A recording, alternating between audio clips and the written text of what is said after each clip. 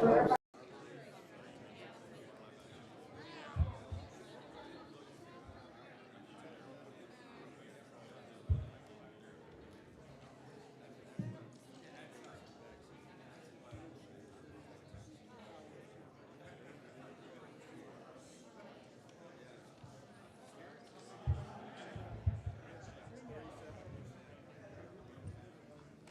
check, 1, 2, 1, 2, 1, 2.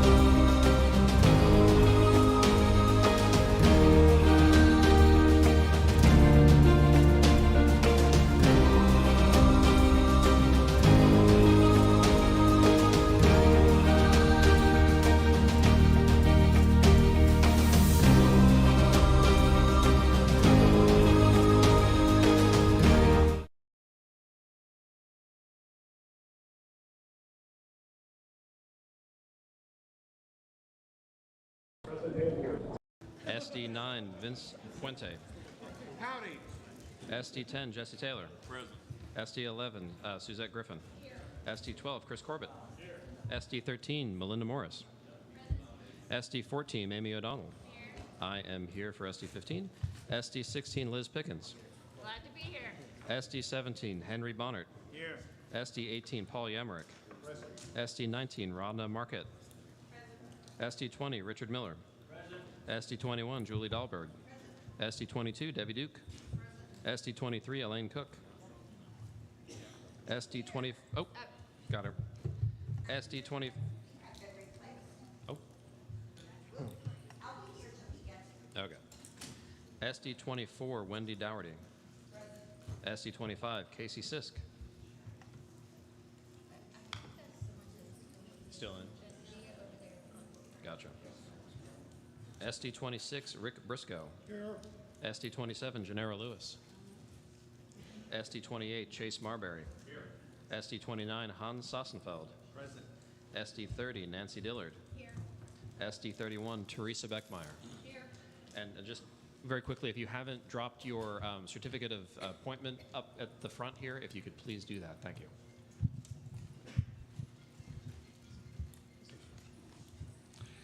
Thank you very much. Members, a quorum is present.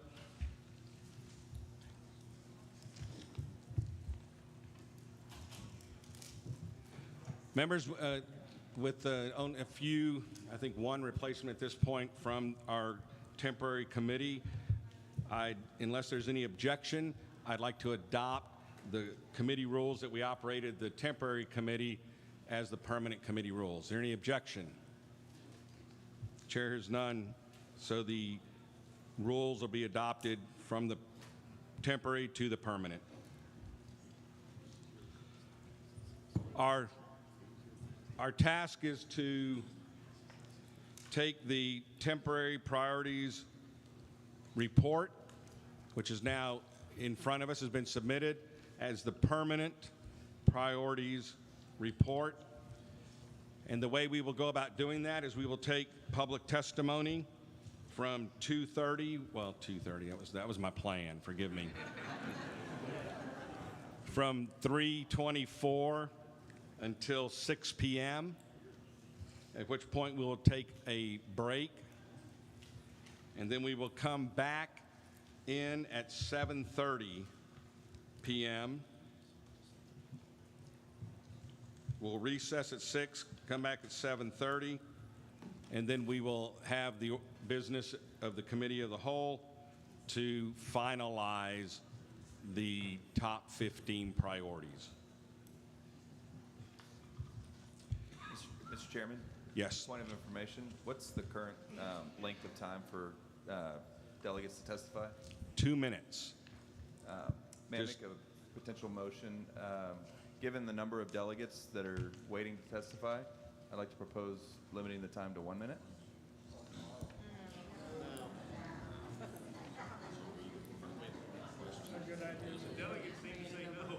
No. Yes. Given the sound of the crowd, I'm willing to remove or withdraw my motion. Thank you. I thought Thank you. I thought I was trying to help more people's voices be heard. Yes, I appreciate that. I appreciate the intent. Let me remind the audience, the other delegates and alternates that you must be a delegate or an alternate in order to give testimony. We have limited it to 2 minutes. For the sake of time, we are going to not entertain questions from the committee. We've been spending the last 3 days hearing a lot on the subject. I think we're all at the point where we can definitely have the context to receive your testimony, and at this time we will not entertain questions. Yes, a question. Last time the 2 minutes being held up very politely so people can keep speaking. Right, Very right. loudly. Correct. I agree. Would you like to be our timer? No, I'm joking. Excuse me. No, we will. Teresa, yell. Yes. I will be using the microphone. We'll use the microphone. And Use your outside voice. Okay.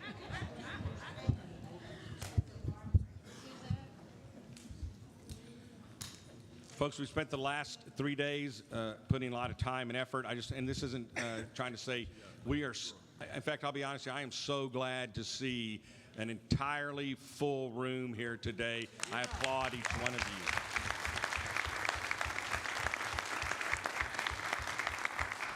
you. So please, out of respect to your fellow delegates and alternates, would you limit to 2 minutes and honor when you get the kind hook?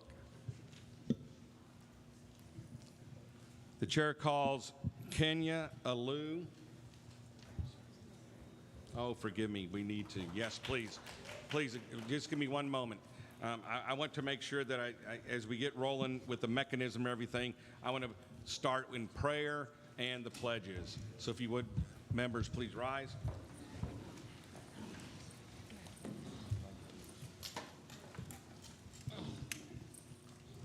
Chair recognizes Liz Pickens.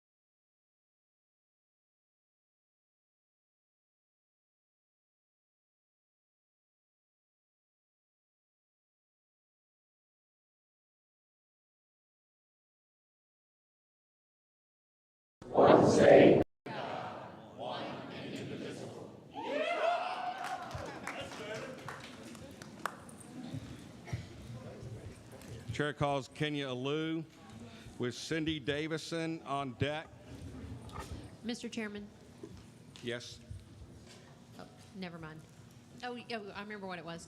Did you say in your introductory statements that they needed to give testimony on the top 15? No. Like we did yesterday? No. At this point, because Anything? it's a new committee, we are opening up to. Okay. Yes. Thank you. Thank you. Hi, my name's Kenya Alu, Precinct Chair 3486. Thank you for your service to the party and to the country. I want to testify about what my family went through in December. Can you hear me when I'm up here? Yes. Okay. Yes, we can. You can't hear me now? Okay. We can, yes. I want to testify about what my family went through December 21 through January 23rd, 2022. My dad was hospitalized with COVID, and while there are many issues surrounding COVID, and treatments and withholding of treatments, I want to highlight one thing that would have given my dad a fighting chance. My dad was isolated like a prisoner. We were kept from him while they deprived him of food, water, and other basic needs. They didn't answer his call bell. They didn't listen to our pleas for them to allow us in the room. He became more and more anxious every minute he was isolated for over 4 days until they finally got their way and intubated him and eventually euthanized him. They didn't clean his room for 40 days. When we got in there after we got an attorney, there was dried urine on the floor, and they said they couldn't clean it because of COVID. He was also given medications he was allergic to. He was given medications he had reactions to. He was yelled at while they restrained him and blew high levels of oxygen into his lungs. On a normal day, my dad's oxygen was at 91% when he was at his healthiest. And when he got into the hospital, they made sure he was at 95 and 96%, which made him anxious, unable to breathe. Had we been in the room, we would have prevented him from being so anxious, getting too much oxygen, getting medications he was allergic to, and he would have been fed and hydrated. We must not allow our sick loved ones to be locked away without an advocate. I can't believe that in America we even have to have this conversation. It's cruel and unusual punishment and a human rights violation, and it's happening all over the country. And we have to stand up and say no. We must never let this happen to other human beings, no matter what the diagnosis, and that's the key part. It's not good enough to say. Thank you very much. Chair calls Cindy Davison with Josh Yaros on deck. Bottom line, I'm here to recommend that after hearing a lot of people misunderstanding property tax, that I would recommend that you talk to a mortgage broker. With all of the people having their appraisals raise sometimes by 50% or 100%. A lot of people are moving, and people over 65 have their school taxes capped. But what my understanding is, and I may be wrong, but when they buy a house, say it was capped at $450,000, they go buy a new house in Georgetown or wherever at $900. Their tax cap then moves from $450 to $900, is my understanding. People do not understand that. The realtors don't understand it. And before you tackle the wording in the property tax, people need to be educated, and you need to tweak the wording. And the reason that you are so desperately in need of property tax relief is for that reason. So I'm just here to ask that you get an expert, more than me. Thank you. Thank you. Chair calls Josh Aros with Brooks McKenzie on deck. Would you please say your Senate district number when you speak? Thank you. Yes, please add your Senate district number. Hi, my name is Joshua Jarris. I'm a delegate, Senate District 4, and I wanted to rise to speak again on equal parenting and explain a little bit why this is a Republican issue. There was always a float in my parade. I grew up in Minnesota in a small town, and in that parade there was a float that came by that had a hay wagon. And on that hay wagon every year it said, "Less government, less taxes." This is a Republican issue because it does lower our taxes. And I'll explain why. America is the #1 country in the world for fatherlessness. The #1 factor in deciding which communities are going to have higher crime rates or violent crime happens to be single-parent homes. The burden on society for fatherlessness is huge. It's costing us millions of dollars here in Texas every year. I think there's room in the priorities to add this. We've got parental rights on there. And I've heard a number of issues that have come up. People want to have the decision to make sure that if they want to be vaccinated or not. People want to have the choice to send their kids to this school or that school, private, public, charter schools, home schools. People want to have medical freedom. When will fathers in Texas have the freedom to decide that they can be a parent in their child's life? Do you guys realize right now in the Texas Family Code, they don't even call us parents. They've called us conservators. We're being left behind. This is my party. I will live and die as a Republican. I'm asking for help. We are being discriminated against. We do not have equal rights in Texas. I'm asking for your support to add this to the parental rights here in Texas. Listen to this. The outcomes of children that come from equal parenting homes are nearly identical to parents in intact families. Thank you. Thank you. Chair calls Brooks McKenzie with Kathy Ponce on deck. Brooks McKenzie. Chair calls Kathy Ponce.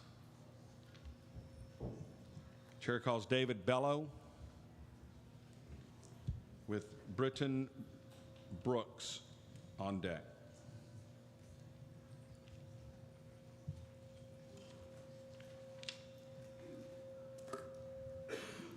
I'm David Bello, SD3. I want to speak on equal parenting, Republican Platform Plank 94. Kids deserve the right to see both parents equally, the mother and a father. We are a Republican Party. We believe that there's a man and a woman, and God created men and women to raise children. And right now, we have a family court system that one parent or the other gets kicked out when they go to court. Parents go to court fighting. They tear their children's lives apart. So Platform Plank 94 says when parents go to court, they should start off at equal parenting as long as both parents are fit, willing, and able. Both mother and father should be involved in their children's life. It's best for the children. It's all the studies show the majority of teen crime, teen pregnancy, teen drug use, they all come from homes primarily without a father. And 9 out of 10 fathers who go to Texas courts get every other weekend, which is not enough.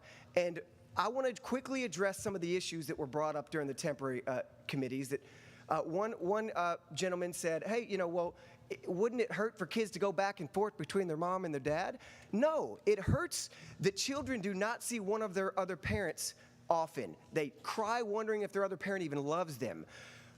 Going back and forth doesn't hurt them between two loving homes. Somebody else said, well, isn't this just about child support? People just don't want to pay child support? No. Equal parenting laws just say a kid should get to see both parents equally. It has nothing to do with child support. That's a separate law. And quite honestly, the people who bring up child support typically are the ones that, if their other parent gets equal parenting, they might lose out on some money. They're putting their money over their children instead of letting kids get to see both of their parents equally. They're putting money over their children. We need to stand up for equal parenting. We need to stand up for Republican Platform 94.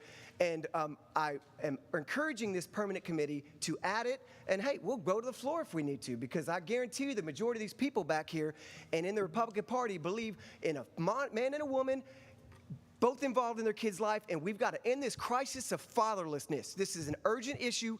God bless. Thank you. Chair calls Britton Brooks with Roy Getting on deck. Britton Brooks. Chair calls Roy Getting. Roy Getting, Senate District 16. I have been both a non-custodial and a custodial parent. Kids need both parents. Guys, we parent one way. Women, you parent different. The kid needs both. Together, make a good kid. Just look around the country right now. Look at Uvalde, for God's sakes. Single parent home. It's happened all over the country. Doesn't have to be a gun, it's been knives. I've heard some say it's about the money. Yeah, it's about the money for the damned attorneys. They're the ones fighting this stuff. They make more money off of a fight than they do not. Some say it's about abusive relationships. Well, got news for you. When I went through mine, I saw some abusive relationships that were false, and they weren't punished, but you need to do that. So let's make it easy on yourselves. Put all 15 of these things out as top priorities. Let's get them sorted out. But let's hold our legislators accountable down there passing half-vacant laws. Put them the pedal to the metal. Now, my baby is now 41. Blessed me with 3 grandkids. Wouldn't miss it for the world. Anyway, keep up the good work, pass it all. Thank you. Thank you, sir. Chair calls Joy Anderson with Christy Bentley on deck. Hi, my name is Joy Anderson. I'm with SD19, and I'm here to speak to ask for platform plank. Okay. Well, she's addressing, excuse me, she's addressing the committee, and I'm sorry that the sound system doesn't work well enough for everybody in the back. So I can't move it here.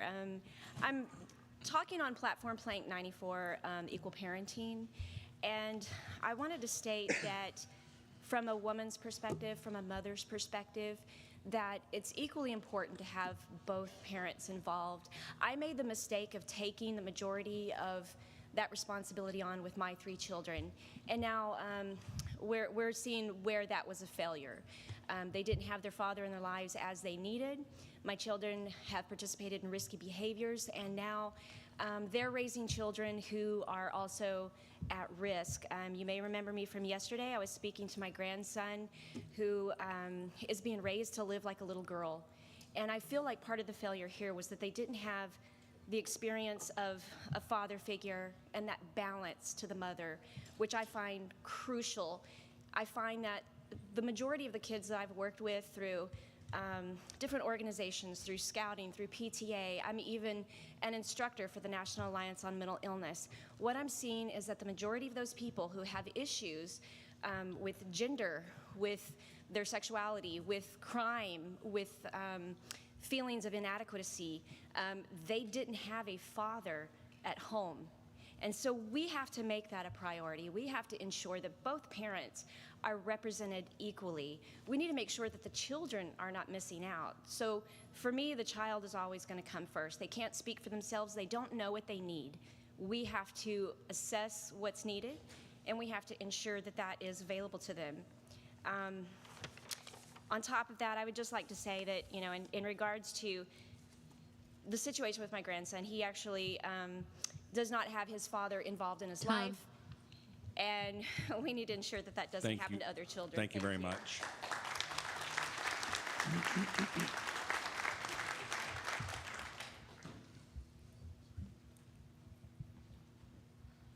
Mr. Chairman, may I recommend that we give a 20-second call out before speaker's time is up?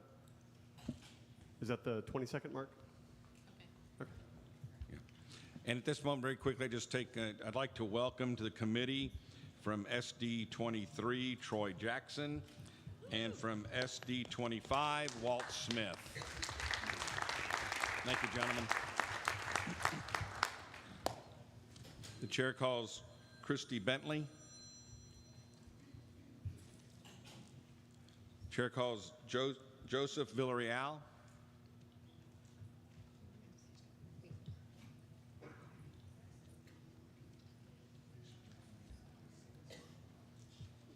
With Jacob Portillo on deck.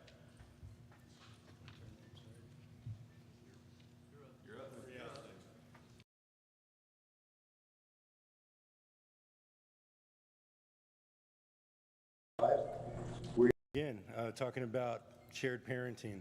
I've been manning the booth downstairs at the convention with Americans for Equal Shared Parenting. We've had overwhelming support from mothers, fathers, grandparents, talking about the issues that we're facing. If we want to fix the issues with drug abuse, having kids out of wedlock, homelessness, what we're seeing down here in Houston, just a couple of blocks away, we're begging you, just like we begged the JJFI committee to pass a shared parenting bill. This needs to be a legislative priority. Thank you for your time. Thank you, sir.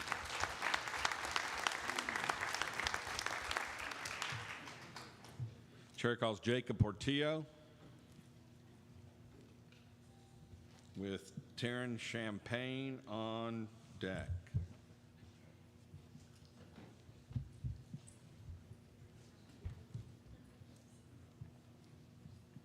Good afternoon. My name is Taryn Champagne, and I'm from Senate District 14. I'm testifying in favor of equal parenting being added as a legislative priority. Just to give the members of the committee an idea of what kind of rigmarole you have to go through to get equal parenting. I'm a veteran of the United States Army Infantry, and I was qualified enough to lead men into combat, but I was not qualified enough to be equal in my son's life when I set out in this fight. At this point, I do have equal parenting, but over the past year, it took 8 hearings, my son's mother spending almost $40,000. It took a judge being investigated by the State Commission on Judicial Conduct, an attorney being investigated by the State Bar, and a court reporter being investigated. Parents should not have to go through this sort of nonsense to be able to be equally involved in their child's life. Since achieving equality, my son's quality of life has improved drastically. His parents are no longer fighting between each other over scraps of time. We are willing and able, and we should not have ever have had to go through this. Thank you. Thank you very much.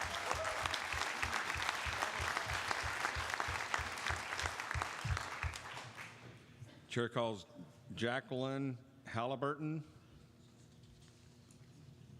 with John Speed on deck. Thank you so much for your time and attention. I have done a testimony in the Senatorial District 7 in Ma'am, March, and my testimony was added to 106A. Victim rights restitution should be instituted, that the victims of crime are compensated by those who perpetrate crimes against them for injuries and losses to their person and private property. I've spent 18 years fighting to keep my home from a major bank that ignores all payments that I have made, by the servicing companies that continue to attempt foreclosure on me, and Texas homeowners. This is a pattern, a recurring pattern of mortgage fraud that is seen publicly. It has, they have been sued by the government in a suit by all attorney generals in the U.S. in 2014 and again in April 2017. these agencies, these credit agencies, these service companies, these major banks are stealing homes from Texas homeowners. I'm not the exception. There has gone too many homes that have been taken and stolen from Texas people. We want this to, we want to revoke the right of these banks and these service companies and to do business in the state of Texas. My current check was that New Res is active and perpetrating this, 20 trying to steal seconds. my home, and the Bank of New York. Thank you.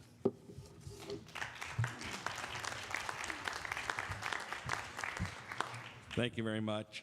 Folks, a reminder that you're going to get a 20-second call, which means you have 20 seconds. It's not the end of your 2 minutes, just to clarify. Chair calls John Speed with David Sims on deck. My name is John Speed. I'm a delegate from SD9 and pastor of missions and evangelism at By the Word Baptist Church in Azle, Texas. I'm also the co-producer of the films Babies Are Murdered Here and Babies Are Still Murdered Here. We have the right as a state to legislate on abortion. The Supreme Court leaked document has revealed that. We not only have the right, we have the responsibility before God to abolish abortion immediately without exception or compromise. We have the responsibility to provide the life in the womb with the same protections that you and I have outside of it. Criminal prosecution if that life is taken with malice aforethought. If we do not provide the preborn with that same protection, we betray our claims that life begins at conception. Instead of valuing it as human life, we are currently treating it as something less than. Republican legislators ultimately will be held accountable by God for their laws, and the Republican Party will be accountable for it as well, especially when they are partial to the preborn at 6 weeks and then neglect life at 5 weeks. God is an impartial judge. He demands that all law we write reflect his character. So in conclusion, consider the words of Isaiah chapter 10. Woe unto them that decree unrighteous decrees and that write grievousness which they have prescribed, to turn aside the 20 needy from seconds. judgment and to take away the right from the poor of my people, that my widows may be their prey and that they may rob the fatherless. May God have mercy on us if we waste another legislative session writing decrees that do not provide equal protection for life in the womb. Thank you, sir.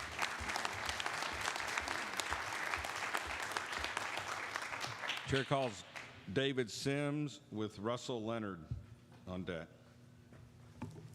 Hello, I'm David Sims. I go by DJ. I am an ordained minister. I'm a father of 9.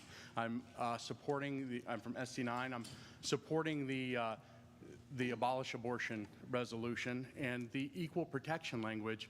And I really want to thank you all for keeping that language in the resolution. I just have some encouragement from Proverbs 24.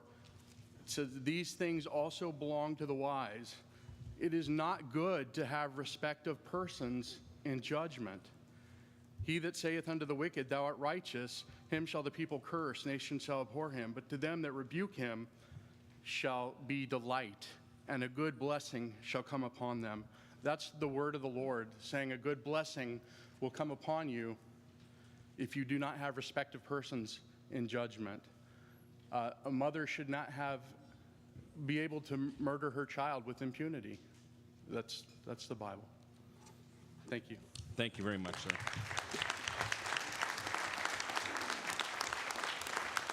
Chair calls Russell Leonard with Crystal, Maine on deck. Good afternoon. My name is Russell Leonard. I'm with SD2. I want to thank you for making abolishing abortion a priority.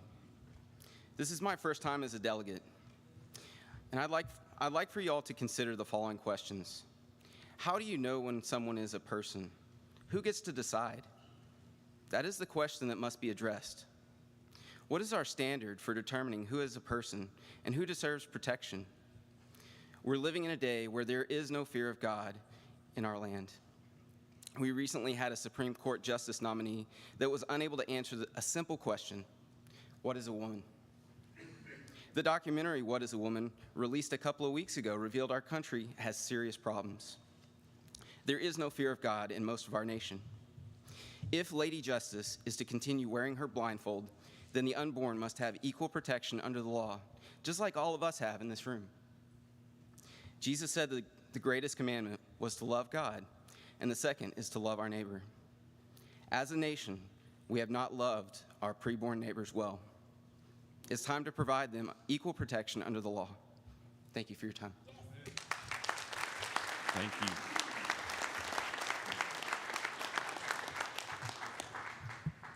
My Chair name calls is Crystal Main. My name is Crystal Main from SD9, and I spoke to you yesterday, and I want to say a lot of the same things and add a little bit to that. My parents divorced when I was young, and I saw my dad every other weekend. We did not have a relationship because of that. You cannot develop a relationship with your father just seeing them every other weekend. Because of that, I think it contributed to my delinquency. There was a lot of things I did when I was younger, and I feel like I know if my dad had been involved, those things would not have been allowed to happen. The same thing continued with my daughter. The courts gave me custody. Her dad had every other weekend. I didn't question it. He didn't have the funds to fight it. She also did not have a good relationship with her dad and went through a lot of the same things that I went through. Now, my daughter has broken that cycle. Yes, they are divorced. However, both parents are involved with those kids. They have an equal home at both locations. They have an equal relationship with both of their parents. And there's no difference. I was never at home at my dad's house. I was a guest. They are at home with their father. Do I agree with everything their father does? No, but they definitely need him in their lives, and he is a positive influence on them. Thank you. Thank you. The chair calls Patty Patricia Robinson Wimberly. Mr. Chair? Yes. You called Brooks McKenzie earlier. He is now back in the room. Thank you very much. Hello, my name is Patricia Robinson Wimberly, and I'm from Senate District 14. Everybody calls me Patty Wimberly. I'm here to talk to you about property taxes, but mostly I'm here to talk to you about old people and property taxes, because I feel like old people have been terribly, terribly underrepresented in the problems that we have with property taxes. And what I am proposing is that we eliminate property taxes for people 80 years and older if they have lived in the state of Texas for 40 years, because we don't want all these Californians to get it. And because they'll move here, and if they have paid property taxes for 30 years or more. And I'm saying to you that I think this would eliminate, this wouldn't cost the state much. It's not like going back to 65 and eliminating them. At 80, it's where you're keeping them out of a care home.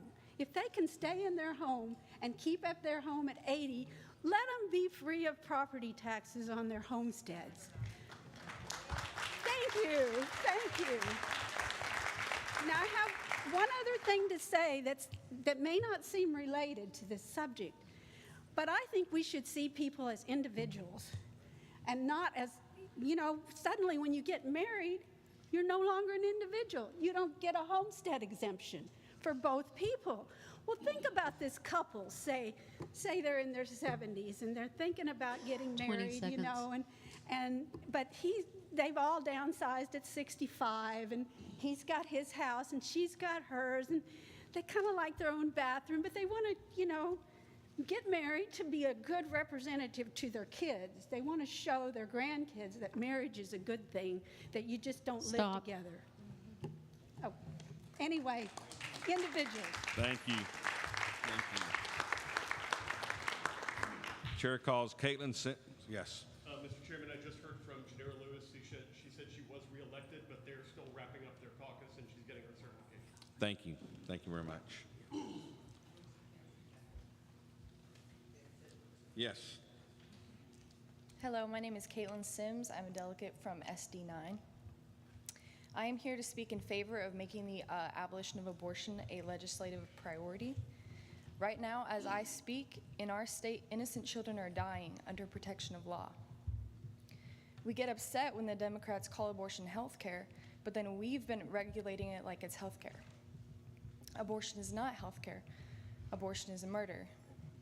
The language in the abolish abortion priority as it stands treats abortion as a murder, and I thank you for that. The same laws that protect my life should protect every life beginning at conception. Anything else is unequal, unjust, and therefore ungodly. God can and will end abortion, but only if we obey him and stand boldly against such evil. The Bible says, "Open your mouth for the dumb, in the cause of all such as are appointed unto destruction." No more compromising with evil. Abortion has to be abolished. Thank you. Thank you.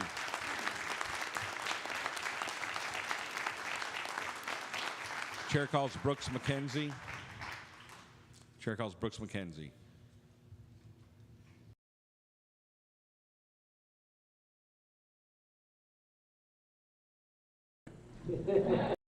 And Jennifer Gray is on deck.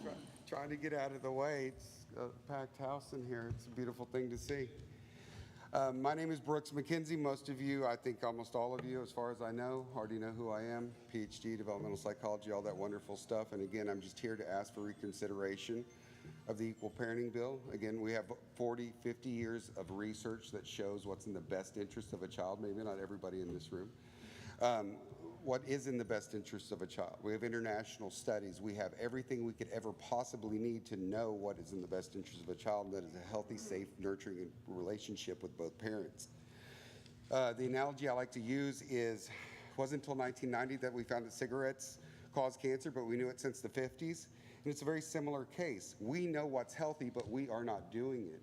And all we're asking is to allow that child to have a relationship with both the mother and the father. But instead what we're doing is we're still giving kids cigarettes, even though we have overwhelming evidence that this damages them across a lifespan when we sever that relationship. And we're simply asking, quit breaking our kids, and there's no argument for taking away my guns because we don't have school shootings. Quit damaging my kids, and we don't have the argument of expanding mental health care into our schools because we're not sending them broken children. Many of the social ills we have can be addressed if we address the root issue. Don't put a Band-Aid on a second chest wound, and quit damaging my kids. And if anybody has a question about the research, I'm here to answer that. Thank you. Thank you, sir. Thank you. Thank you. Appreciate your testimony. Mr. Chairman? Yes. If you could we have everybody in the room silence their cell phones so we don't have them ringing while people are talking? Yes, I'm sorry. I was quite enjoying the music. But no, please, if you would, please silence your cell phones. That's why I'm leaving. I have to take a call. Thank you, ma'am. Chair calls Jennifer Gray with Michael Prilliman on deck. Jennifer Gray. Chair calls Michael Prilliman with Justin McDonald on deck. Good afternoon. Michael Prilliman, SD5. I wish to speak today asking you to reconsider making the ban of ESG scoring in the state of Texas one of your 15 priorities to be recommended for adoption at our convention. ESG scoring, which stands for Environmental, Social Justice, and Governance, is the linchpin for a progressive elitist agenda commonly known as the Great Reset. The world's largest financial holders like BlackRock, which has $10 trillion in assets, they have already scored corporations and most businesses. Variations of ESG have already been adopted by most, if not all, Fortune 500 companies. These companies have to report every pay period what they have done to improve the environment, what they have done to improve equity and social justice issues, leftist big government policies also. If a company isn't doing enough on these things, their score will be lowered. A low ESG score is bad because that means that the banks may no longer loan them money. They may take away their ability to process credit cards, or they may be denied insurance coverage like AIG did to the coal industry back in March. This is way more than just a risk management system. It is the latest and perhaps the most grave threat to individual rights and free market principles we have seen yet. For now, the practice is mainly at the corporate level, but individual ESG scoring is already in place, and what this means is soon, and perhaps even very soon, a bank can deny you a loan because you stood up for critical race theory in a school board meeting, or maybe because the vehicle you want to purchase is not environmentally responsible enough. 20 seconds. Through the implementation of ESG scoring, the Great Reset will destroy any resemblance we presently have of a free market system and will eliminate our individual liberties. We must do everything we can at the state level to curtail this DVS plan. Time is of the essence, and we must send a clear message to our legislators that this issue must be addressed immediately. 2 years from now may be too late.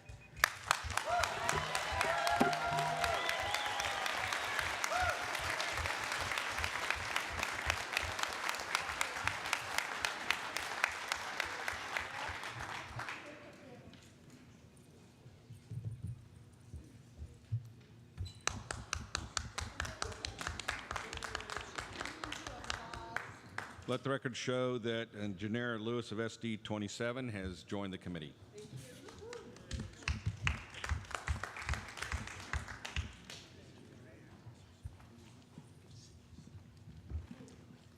The chair calls Michael, oh no, I'm not going to call Michael Perlman again, forgive me.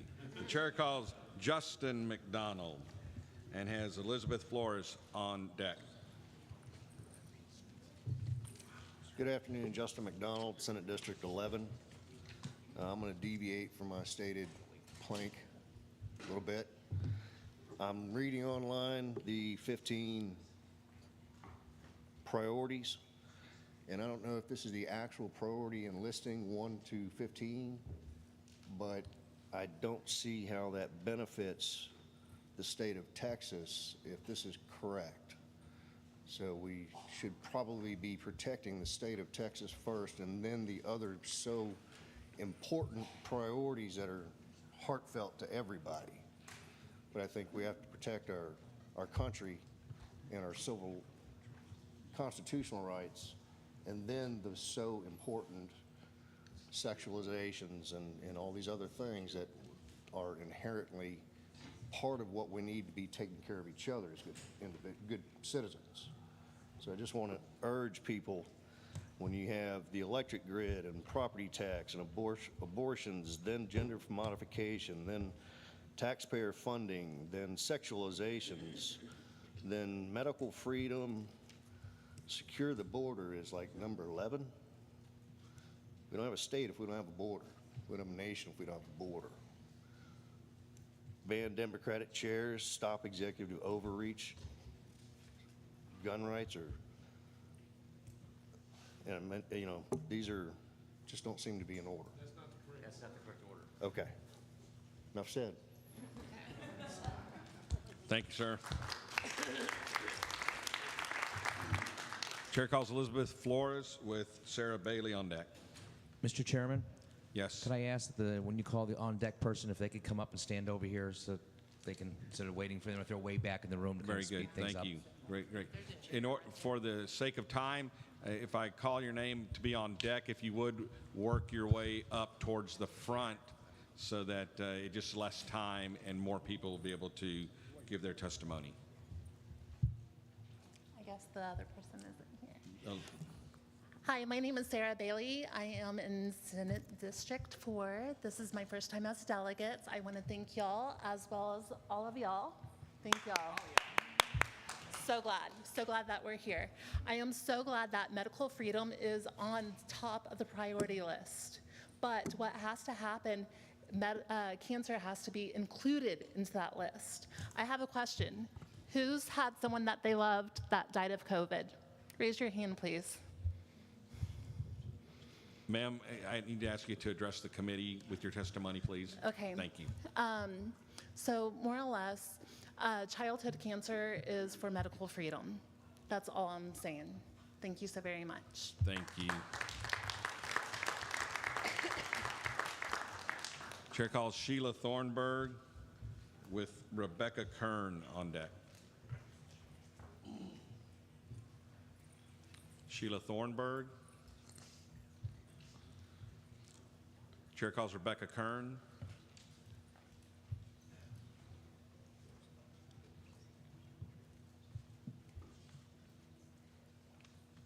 Rebecca Kern, SD11. I wanted to speak on the elimination of the property tax. I feel the property tax is it is an unfair share of the burden on those that have saved money and purchased homes. For instance, myself, I've had my house for 12 years. It's doubled in value, and I now have to pay $703 a month in taxes.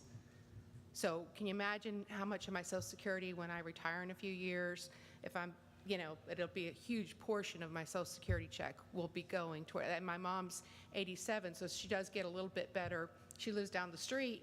She gets a little bit better break on the homestead, but not very much. And the school taxes are mostly the only thing that is even reduced with the over 65 exemption.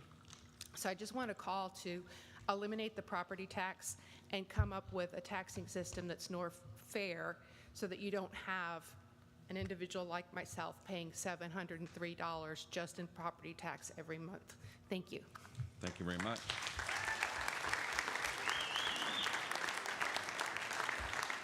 Chair calls Tamara Aranda with Terry Putnam on deck. Tamara Aranda.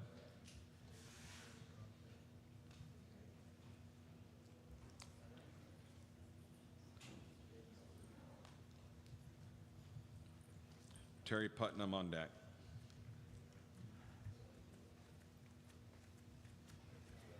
Hi, my name is Tamara Rhonda. I'm from Senate District 25. I'm here by conviction of God to speak up for the preborn and advocate for them and be a voice for the oppressed.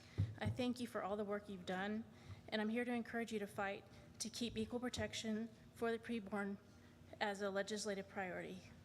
God is clear that these little ones deserve the right to life and liberty. The 14th Amendment supports the preborn neighbors. So should the state of Texas. Thank you very much. Chair calls Terry Putnam with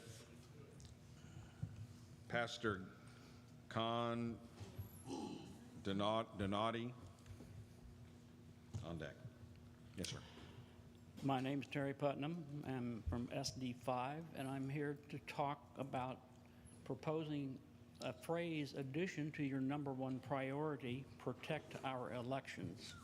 The phrase that I would like to add is Texas withdraw from ERIC, the Electronic Registration Information Center. For those who don't know about ERIC, it was founded in 2012 by David Becker, a Democratic activist working for Barack Obama and Eric Holder. And by 2020, Texas was a member of this organization, which purports to increase voter registration and to remove people who have passed away. That was its purpose. But to do that, Texas has to send their voter rolls, their motor vehicle database, which includes names, addresses, dates of birth, license number, last 4 digits of your Social Security number, telephone number, email, citizenship information, etc., to this organization. And they supposedly will send us back people who have moved out of the state or into the state or who have died. But it turns out you cannot get that information. The state of Texas cannot get that information broadly of what they do with that information. So Texas pays money. We need to withdraw from ERIC, and I appreciate your doing that. Thank you, sir.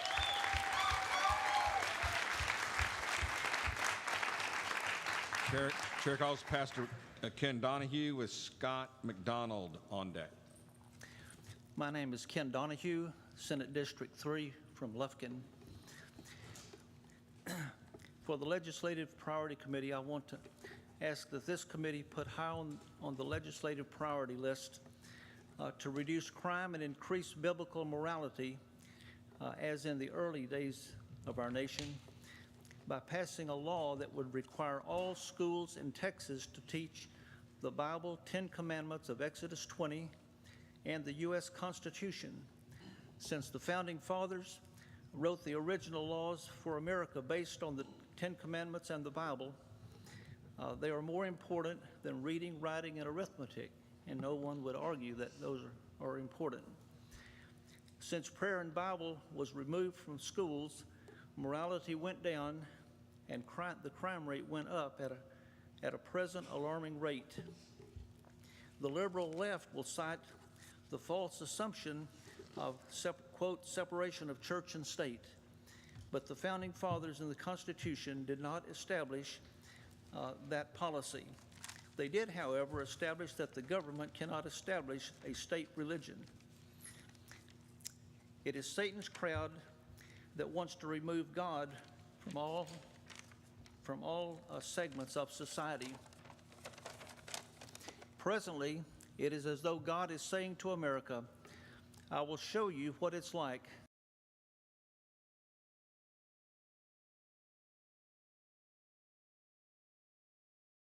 went through our land. And he concluded by 20 saying, seconds. He concluded by saying, America is good. America is great because America is good. If America ever ceases to be good, she will cease to be great.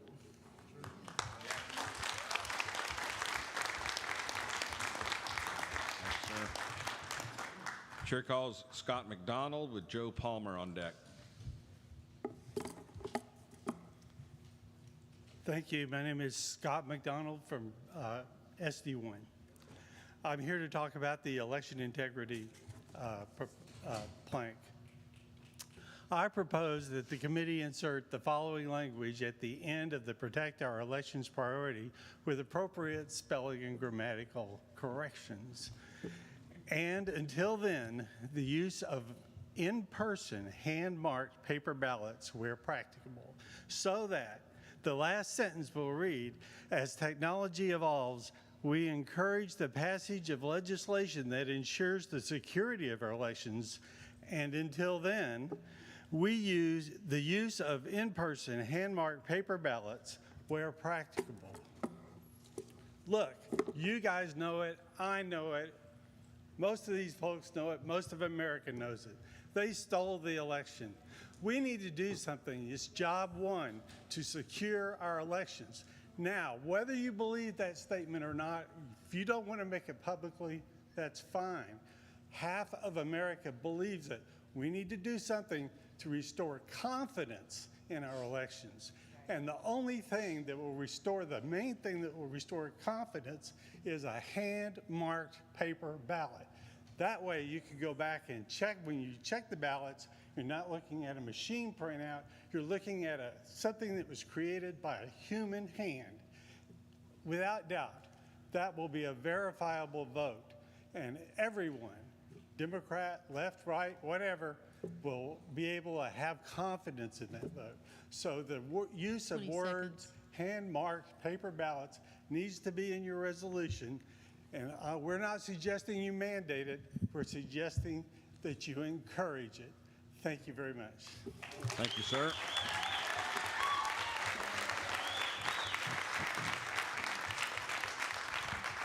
Question? Yeah, Mr. Chairman,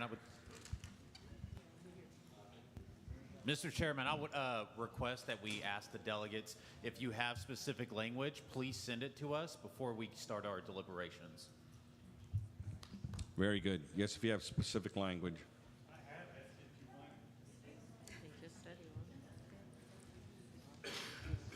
Sorry, this is for the committee, 3 copies, and they're sequentially numbered. Well, you can bring them up. Bring it up here to the clerk, please. Our secretary.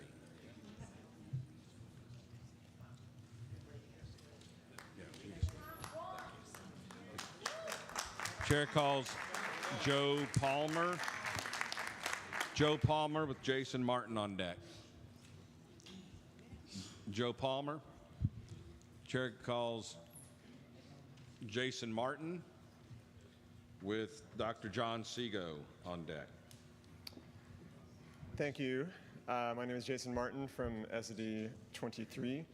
I'm a father of 6, and I just want to first off say I appreciate all the work that you guys have done, and I've watched these things numerous times, and it's a lot of work, so I appreciate it very much.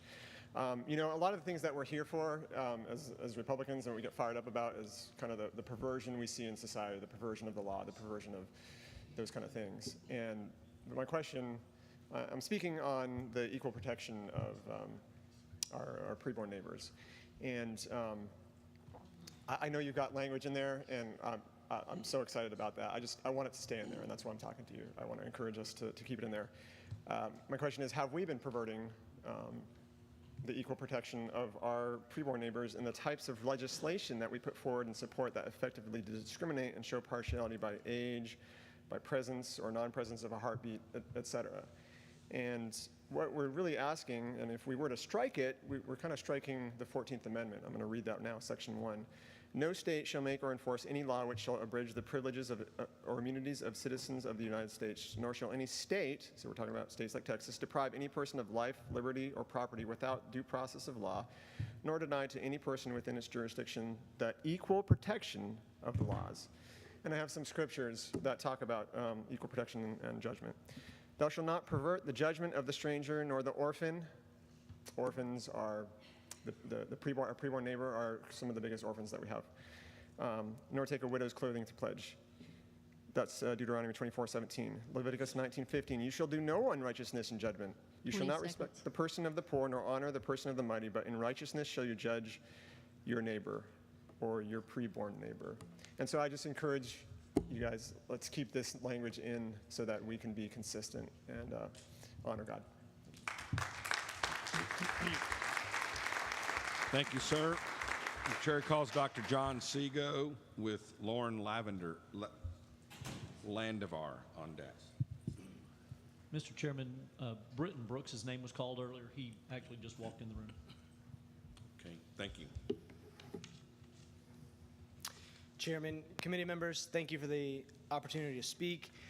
My name's Dr. John Seago. I am a delegate from Senate District 14. I serve as the president of Texas Right to Life, and I want to thank you all for your work on pro-life issues. There are two priorities specifically that you have worked on in the last few days, abolish abortion language and the repealing the anti-life 10-day rule, which is now in the priority titled medical freedom.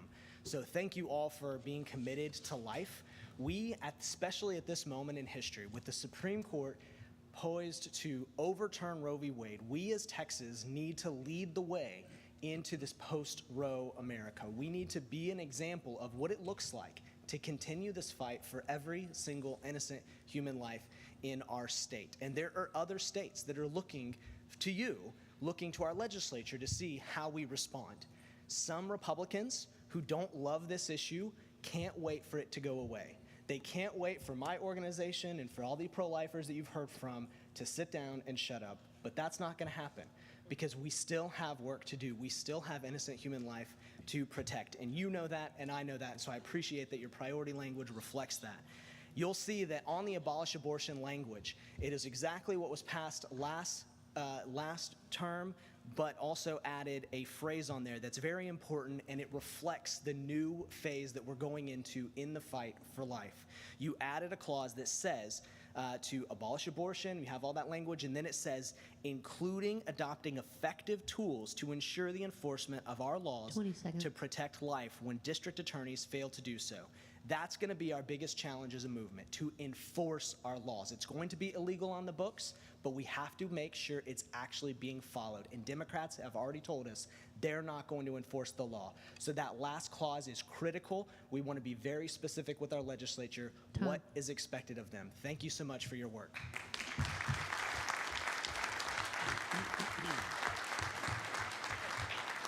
Chair calls Britton Brooks. Chairman. Yes. Joe Palmer is now in the room. Thank you. Good afternoon. My name is Britton Brooks. I'm an SREC for Senate District 30. That's Sherman, Grayson, Denton, Collin, North Texas. I speak to y'all today regarding the issue of equal parenting. I am a family law attorney, have been for many years. I make my living off of the misery of other people. When moms and dads fight, they have to come to court, they have to hire me, and the children are the ones who suffer. This is not about child support, okay? This is not about who's better, mom or dad. It's about parents starting off right here and then starting them that way and allowing them to be equally involved.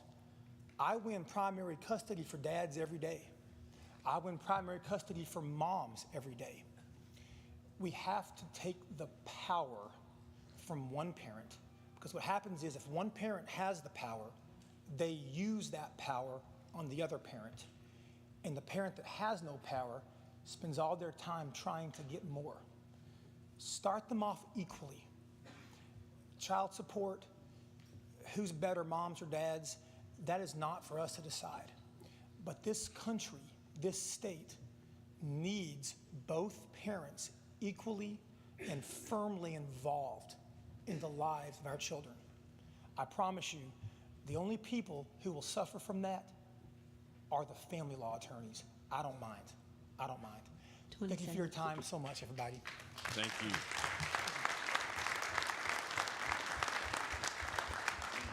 Chair calls Lauren Landevar with Jorge Landevar on deck.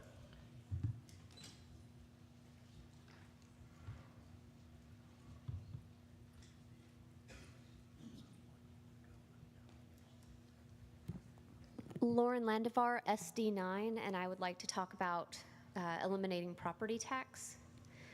So we are currently witnessing a terrible, terrible trend in our great state. Families are losing their homes at an alarming rate due to not any fault of their own, but instead due to government greed. Appraisal districts are basically taking people's homes from them. People are seeing 80% tax hikes. Parents are having to explain to their kids that the homes that those kids are growing up in no longer belong to them because they can't pay the taxes.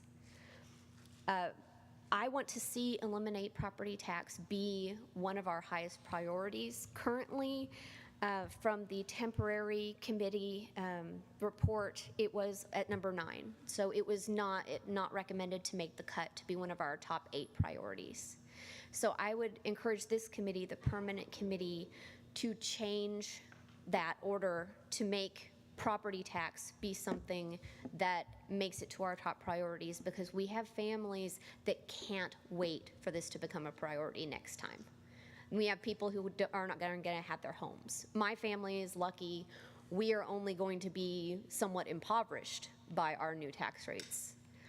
But there are other people who are not going to be so lucky. So I would encourage this committee to raise the number of the eliminate property tax item and to completely eliminate property tax. I'd like to also see on the language that we don't put anything about what we're going to be replacing it with. I personally want to see it go away completely, but I say let the legislature figure that out, and let's axe the tax. Let's get rid of it. Thank you. Thank you. Chair calls Jorge Landevar with Bob Green on deck.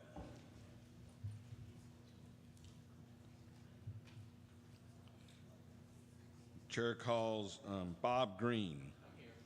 Thank you. You're up now, sir. Yes, sir. I thought I was still on deck. Thank you. You were that on deck perfectly, by the way. So right there, thank that was you. great. My name is Bob Bradley Green. Pierce is on deck. Senate District 14. There are so many things that I could talk about on this committee, but I'd like to start and talk about school taxes, which is probably the biggest portion of everybody's property tax burden. I passed 65 a while back. I put 3 kids through AISD. I don't have a grandchild in the home who's there. Why in the hell should I have to pay property or school taxes? That is the biggest portion of the property tax, and that would really, really help so many of the seniors who are out there who are having their taxes raised so high and actually being pushed out of the neighborhoods that are out there. It's not killing me, but I know it's killing a lot of people. So that's about the property taxes. I fought the battles back in the 1980s for equal parenting for kids. I was very much involved in getting presumptive joint managing conservatorship for children back in those days. But the battles haven't really changed. You still have family lawyers, as he mentioned before, that have a very vested interest in keeping things as adversarial as possible in the courtroom. If we had judges who would just look down from the bench and say, look, folks, I don't give a damn why you're getting a divorce. There's a child involved here. So why don't you go across the hall, sit down with a mediator, solve your problems like adults, and set a good example for the kids. Let your parents be parents, for God's sakes. The vast majority of them are very good. And there is no justification for removing any of the rights of parents as set down in the family code unless you have a damn good reason to do so. And the question that I would ask to any person who supports abortion on demand,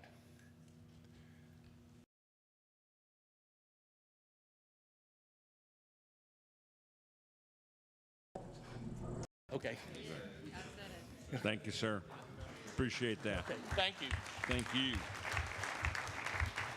Chair calls Bradley Pierce with Joe Palmer on deck.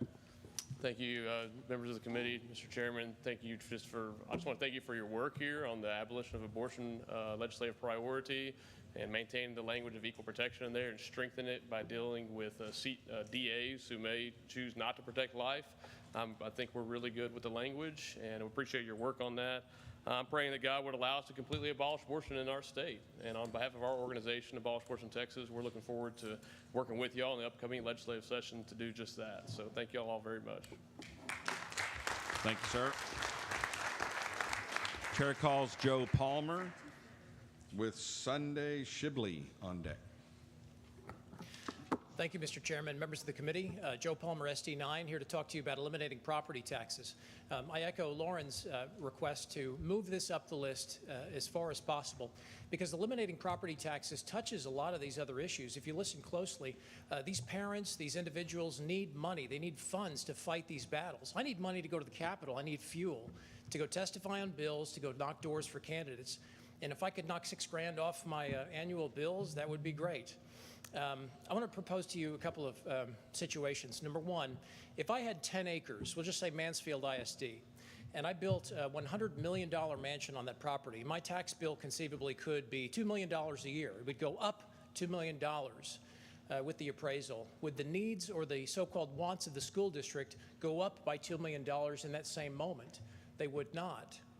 If I were to knock that mansion down with a wrecking ball, would the needs or the wants of the school district go down by $2 million in that moment? They would not. My point is that there is no logical connection between the so-called needs or wants of a local taxing entity and the value of my property. If I buy a piece of plywood from Lowe's, which 7/16 OSB plywood is now $48, I pay 8 1/4 sales tax, and I pay no more tax on that for the rest of my life. If I take that piece of plywood home and I drive a nail through it and attach it to my home, in effect, I pay tax on that piece of plywood forever, as long as that home stands. We have to decouple. We have to decouple. We have to do this. This is the purpose of a political party, to advance a commonly held idea. We know this is the right thing to do, and I'm just going to go ahead and say this to you today. What we're dealing with here is a system that many people derive benefit from. There are tax consultants that make money. There are attorneys that make money. That's who we're up against. This is the party of goodness. This is the party of morality. And this is a moral issue. It's time to stand up to people that make... I very much appreciate your time.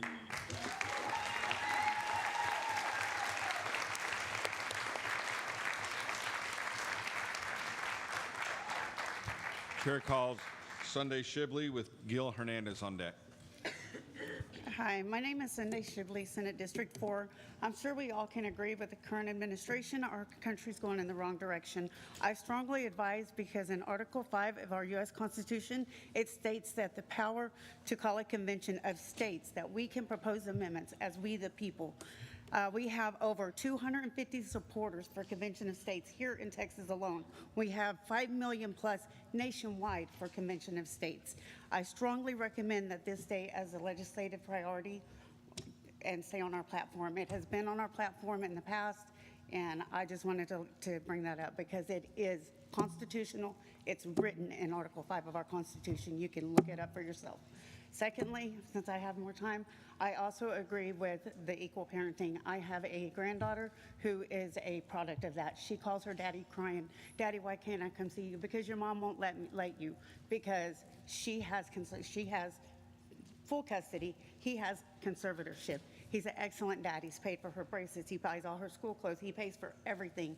But yet she calls him crying. He had to get the phone, and she hid it for a while from her mom because she took it because he only has conservatorship.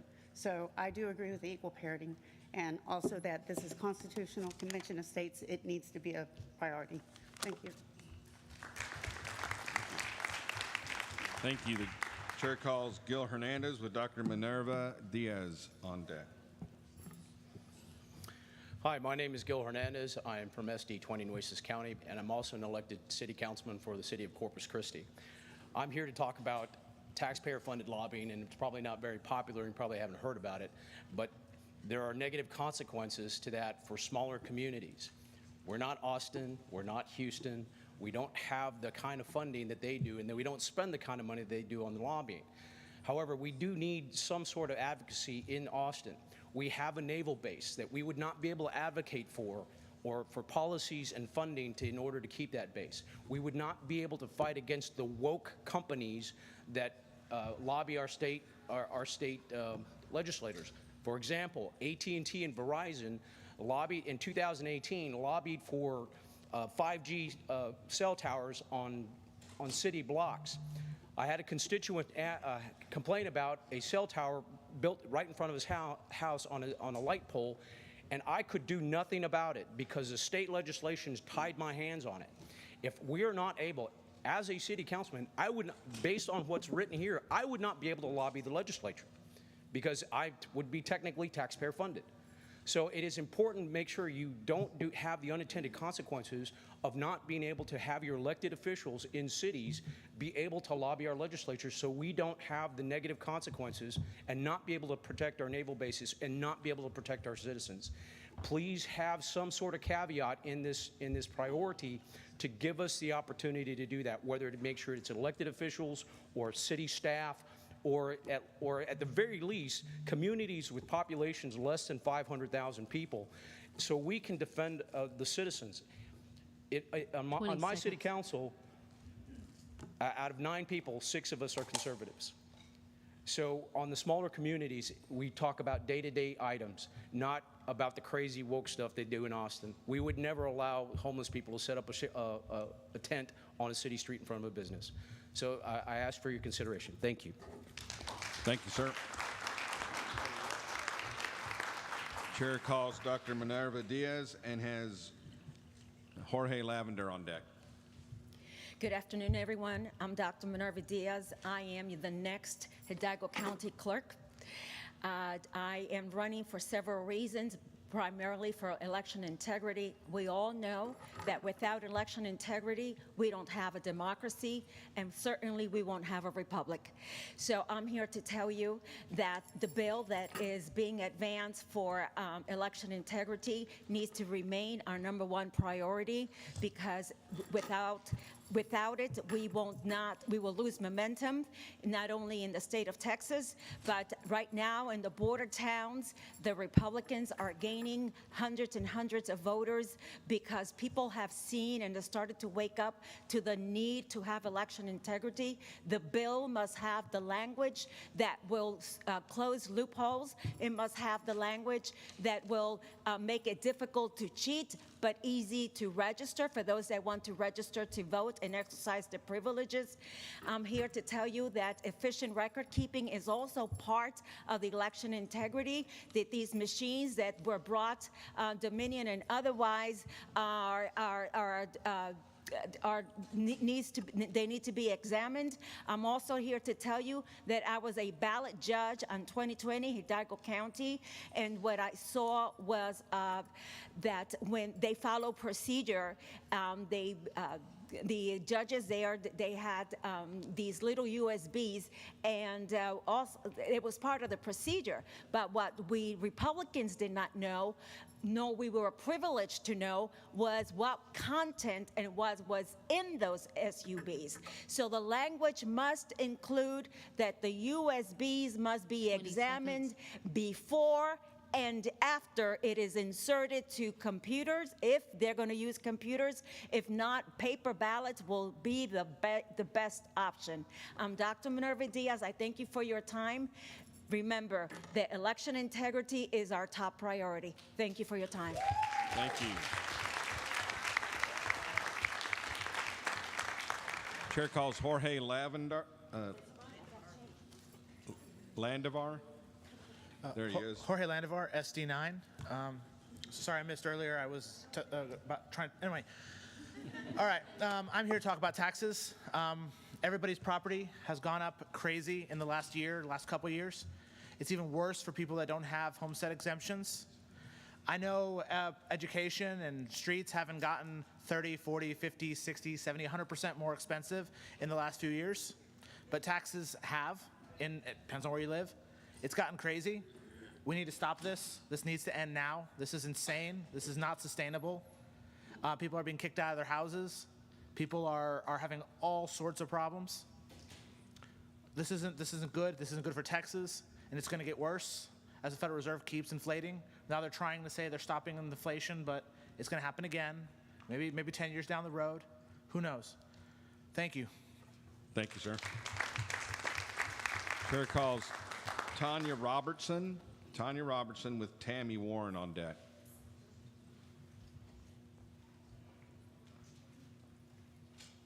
Tanya Robertson. Tammy Warren. Chair calls Tammy Warren. Chair calls Mary Hanley. Mary Hanley.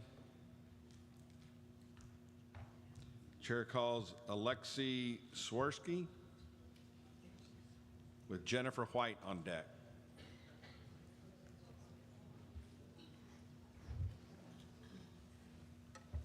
Alexei Swirsky, SD15. I want to save women's college sports here in Texas. Arkansas and Louisiana have already passed bills that prohibit males playing in girls' sports both in high school and college. This has a lot of ramifications for Texas if we don't pass this for college. Thankfully, we passed the bill protecting girls' sports in high school last year. Girls will move out of state to attend college. They cannot compete with boys. And now judges in Texas are changing birth certificates to say boys are girls without requiring any medical treatments whatsoever. And that doesn't, a male is still stronger than a girl even with the castration and hormone treatments. I travel out of state to go to Southeast women's basketball tournaments. I drive from Houston to College Station to see A&M basketball, girls basketball. I take daughters with me. We pay for hotel. We go shopping while we're there. We eat out. People are coming to Texas and doing the same thing to watch their daughters play and watch girls basketball and other girls sports. If it's boys on the team saying they're girls, nobody except for maybe their mothers will pay to come see that. So this is a lot of ramifications, and athletes set the tone for things. They're a little too much glorified in our society, and this is a continued part of the demonic development to turn boys into girls and girls into boys. And we need to stop this and pass this bill in Texas like Arkansas and Louisiana have done. Thank you. Thank you.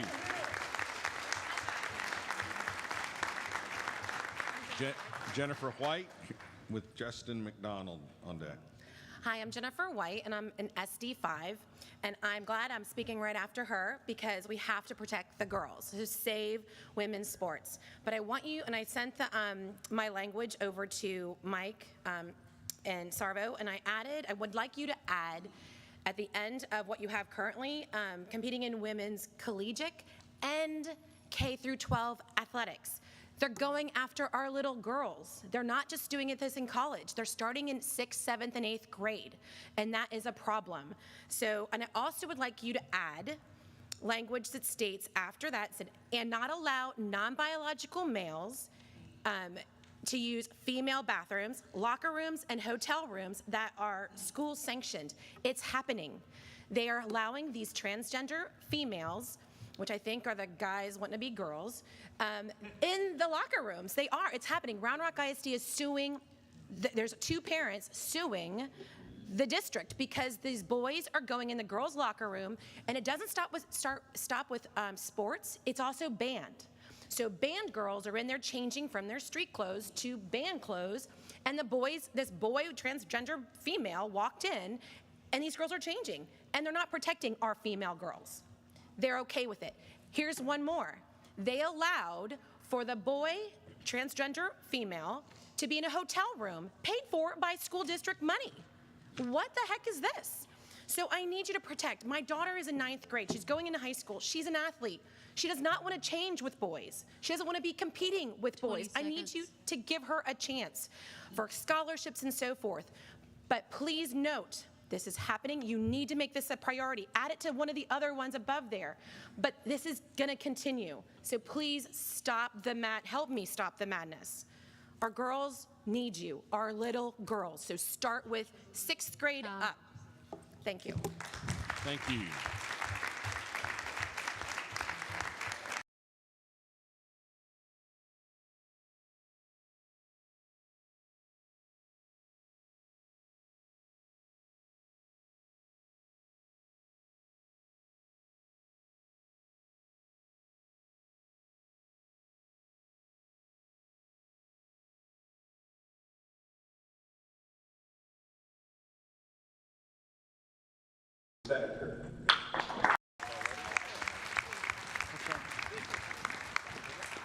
Well, thank you all for having me today, and thank you for standing strong for our grassroots and our conservative values here and sacrificing your time and your treasure.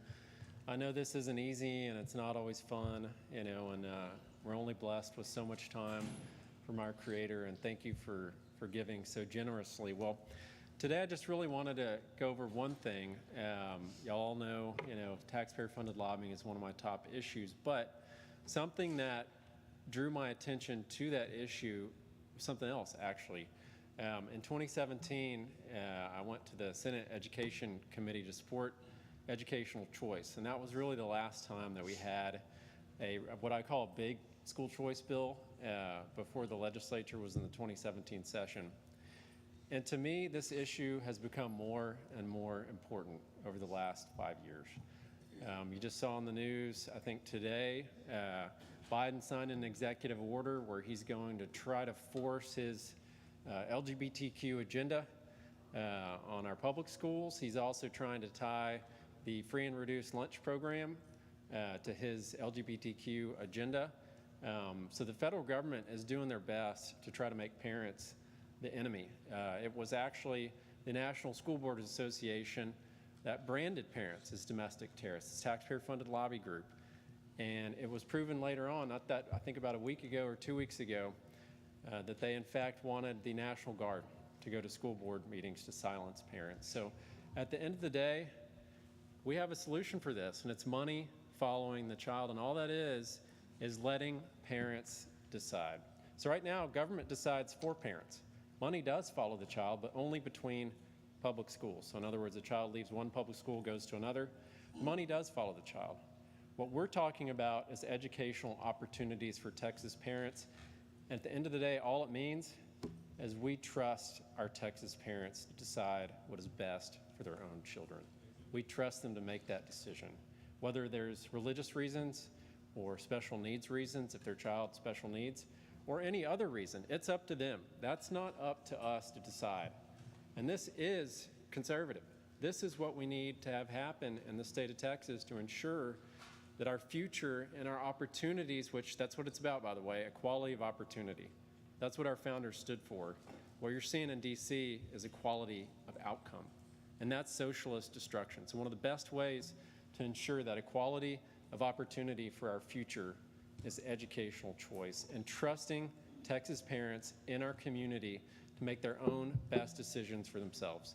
And when that money follows the child, you're not required to do anything. You don't have to opt into any program like that. It doesn't take any federal money. So there's no program that's ever been proposed in the state of Texas that would take federal money. We don't want Congress telling us what to do. Let's let Texas parents decide what to do. And that bill in 2017, it actually addressed a lot of the concerns that you've heard here today. It said that the regulations would be fixed as of before the session began. So at that time, that was December 2016 or January 2017, I can't remember. So in other words, no new regulations would apply to anyone that opted into an educational choice program, which fixed one of the concerns. Another one was that it would only be a financial fraud regulation. So in other words, the money wasn't being stolen. There wouldn't be any review of curriculum, or making sure that parents had to submit anything to prove that they were teaching something that government decided was good or not good. It did not allow the STAR test to be administered. There were a lot of good things in that bill, and I've never seen a school choice bill that did not do the same things and install and put the same protections in there for Texas parents once they do choose to opt in. Now, you don't have to, so you can just say, look, I'm not going to take the money. I don't want to be a part of this program. No problem. You're not part of it. It's purely optional. It's up to each Texas parent. So that's one reason why I think this is so important. You got to do it the right way. Concerns on that are valid. That's why that bill's got to have those protections in there. I'm worried about that too. It should also say no federal money in there as well. I mean, these are important things to address. But at the end of the day, this is very, very simple. Do you want parents to decide how the money is spent, or do you want government to decide how the money is spent?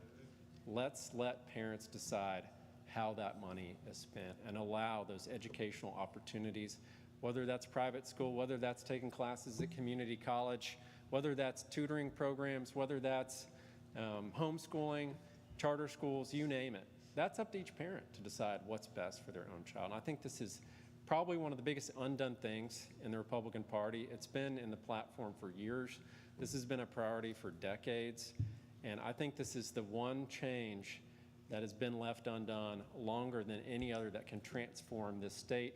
And there are 31 states that have done this before us. I would wish we could say we're leading on it. We're not. Texas is not leading on this, and we need to lead on it. We need to lead on it. And we have never seen regulations come into place in those other states, those other 31 states that have actually done this, where it's further restricting the rights of homeschoolers because of an education savings account program. That just hasn't happened. It hasn't happened.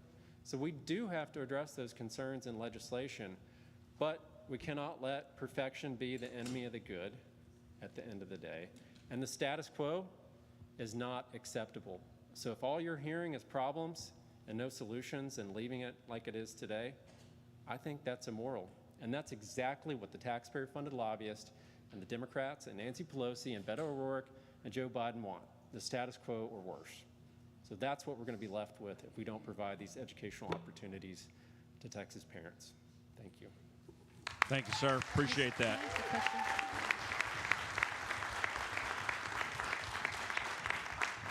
I'd like to ask a question. A question? Yes. Please. It's good to see you, Representative. I would like to know, I'm glad you came in here because of the taxpayer-funded lobbying. I have a question because it was your bill last time. So we've had some witnesses testify that in smaller counties, it will harm them if we ban taxpayer-funded lobbying. Is it true? It seems that I recall that in your bill, wasn't there an exemption for smaller counties or something? Or what was the remedy for that problem? Well, the remedy of the problem is elected officials need to do their job. We're not trying to hire lobbyists to go to commissioners' courts or city councils or school boards in small counties. That's our job. That is our job to keep up with that. And I disagree with an exemption on that. All taxpayers are created equal. They all deserve protections from liberal Austin lobbyists. And they don't represent the values of rural Texans, I'll tell you that. They pour into that Capitol, and they're testifying against election integrity. You see them against things like critical race theory, the ban on critical race theory. They testified against a ban on a state income tax. All of these things that we want, that Texans want, they're against. So they do not represent the voices of rural Texans at all. They live and they work in Austin, and they are not part of the communities that addressed on that bill earlier, the values that they want to see represented in their government. It seems to me like they thought that, like, if they picked up their phone, let's say the city manager picked up the phone and called one of you, that could be considered taxpayer-funded lobbying. And I don't think that's the intent of a bill like this. Is that correct? No, the bill banning taxpayer-funded lobbying only addresses registered lobbyists. So those are the people that are paid and have to register, and they spend more than a certain amount of time in front of legislators trying to influence the outcome of legislation. So, for example, the taxpayer-funded lobbyists are against my ethics bill, which would stop politicians from profiting off their position. They're against that.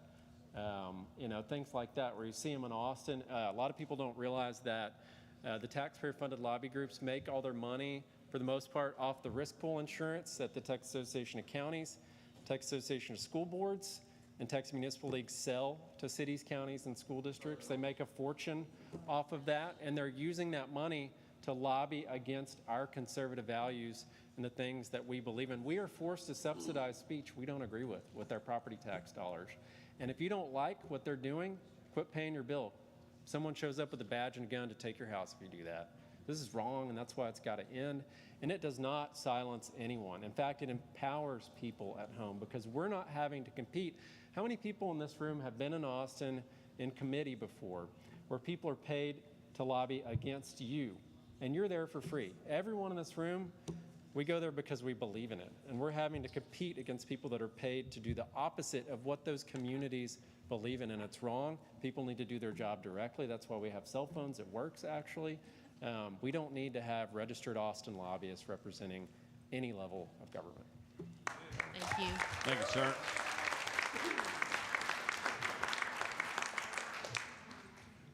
I have also heard small cities say we can't afford to have a full-time person to track bills and so on. It's my understanding that under your bill, they would be allowed to hire a service which provides information to them about bills of interest. Is that correct? That's right. Those associations that I talked about earlier, they do all these other things besides lobbying. So the risk pool insurance is one thing I talked about, but they also do bill tracking and legislative analysis, and that does not require you to register. So they could still pay a small fee for that and say, here are the following bills that impact small cities, and give a daily report. They do that already. But the thing that they don't want to happen is they're holding that service hostage to protect the paycheck of their Austin lobbyists. Like Jim Allison at County Judges and Commissioners Association of Texas, he's one of them. TASB's lobbyist actually was in the gallery, Thomas Ratliff, at the end of May, hoping that the Protect Girls Sports bill would fail with rainbow socks on, and that's the person that's supposed to represent Texas school boards. So we have a huge problem in this state, and it does not ban keeping track of legislation. That is still 100% allowed under the bill banning taxpayer-funded lobbying, because all it does is it stops registered Austin lobbyists that are compensated to lobby the legislature and spend more than a certain number of hours, 40 hours, in face-to-face time with legislators. Thank you. Thank you, sir. Chairman. Appreciate that. One more question. One more. Not at this time.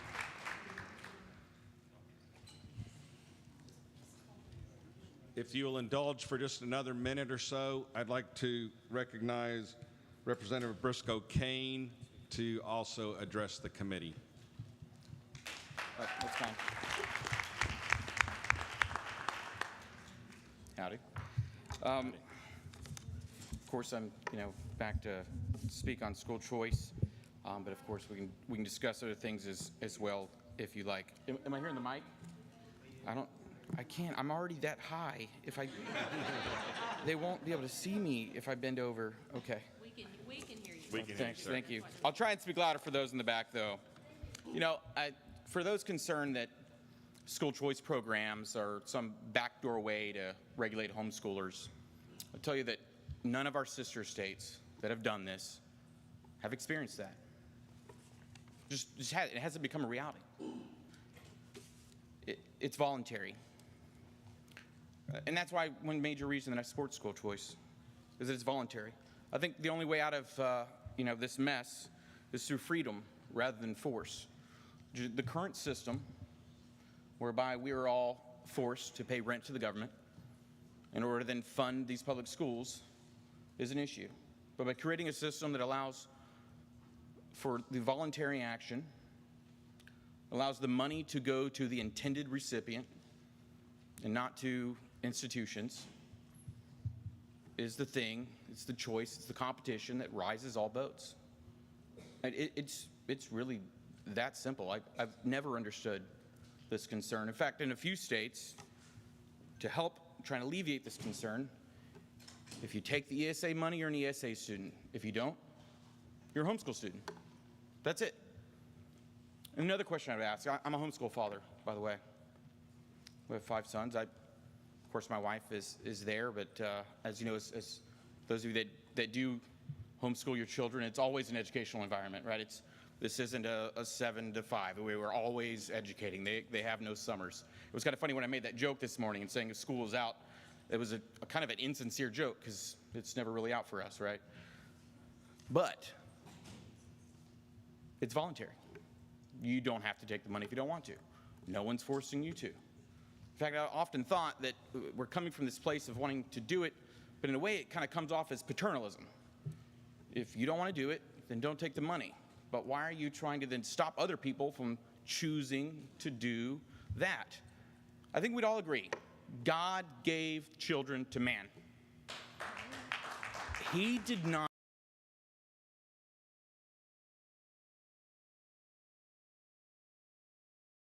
educate their children. I'm going to a really cool quote. It's one of my favorites, if I've got a moment to entertain me. I call him in this little writing the great statesman Richard Sansom. You've never heard of him. No one knows him. He's got a photo. It's a tiny little photo in the Capitol down like the first floor in the back hall. I'll have to show it to you one day, Nathan. But Richard Sansom was a great guy. Here he is. It's 1875, September 22nd. We're at the Constitutional Convention for Texas. This is the convention that wrote our current Constitution. What right has the state to lay violent hands upon these American citizens who have not attained their majority to force them to attend particular schools, study particular books, under particular teachers? They knew it then, that not to allow the parent to choose where, how, and by whom to educate their children, we would have a problem. In fact, during these debates, there were discussions that the public school system's intent to stop private education was because they were threatened that people would choose that option for their children. So I ask you to continue to press this issue higher up into the ratings for this as a legislative priority. I think many of the problems that we're facing, the solutions, aren't allowing parents to take their children elsewhere. We're concerned about the books in the schools. Let competition, let the market forces be the solution. We're concerned about grooming in our schools. Let's let market forces be the solution. We don't like certain books and other things. Let's let market forces do that. But until we take the lead and empower parents to make these decisions, they're going to be still stuck in the same system. Thank you. Thank you, sir. Appreciate it. Thank you, Representative.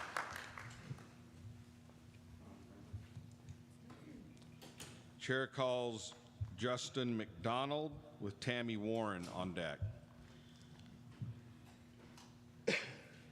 Justin McDonald. The chair calls Tammy Warren with James Cullison on deck.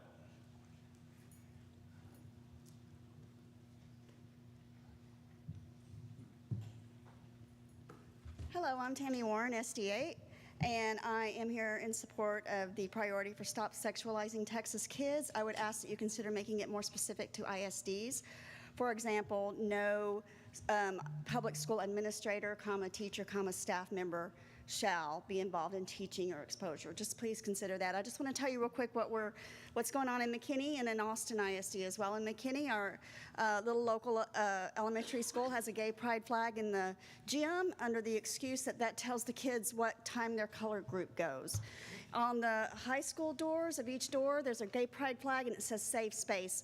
That tells me, well, great, it's safe for you. Is it safe for me? Is a Christian child allowed to speak up in these schools? That's on every door, every classroom at McKinney Boyd High School.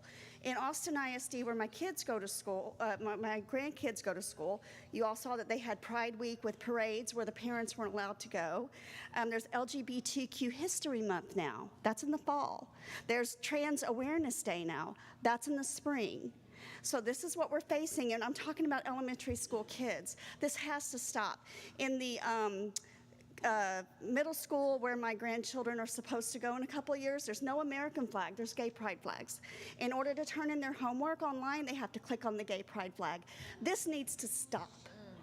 So thank you. Thank you very much. Chair calls James Cullison. James Cullison with Paul Perry on deck. Paul Perry. Chair goes Paul Perry with Robin Lennon on deck.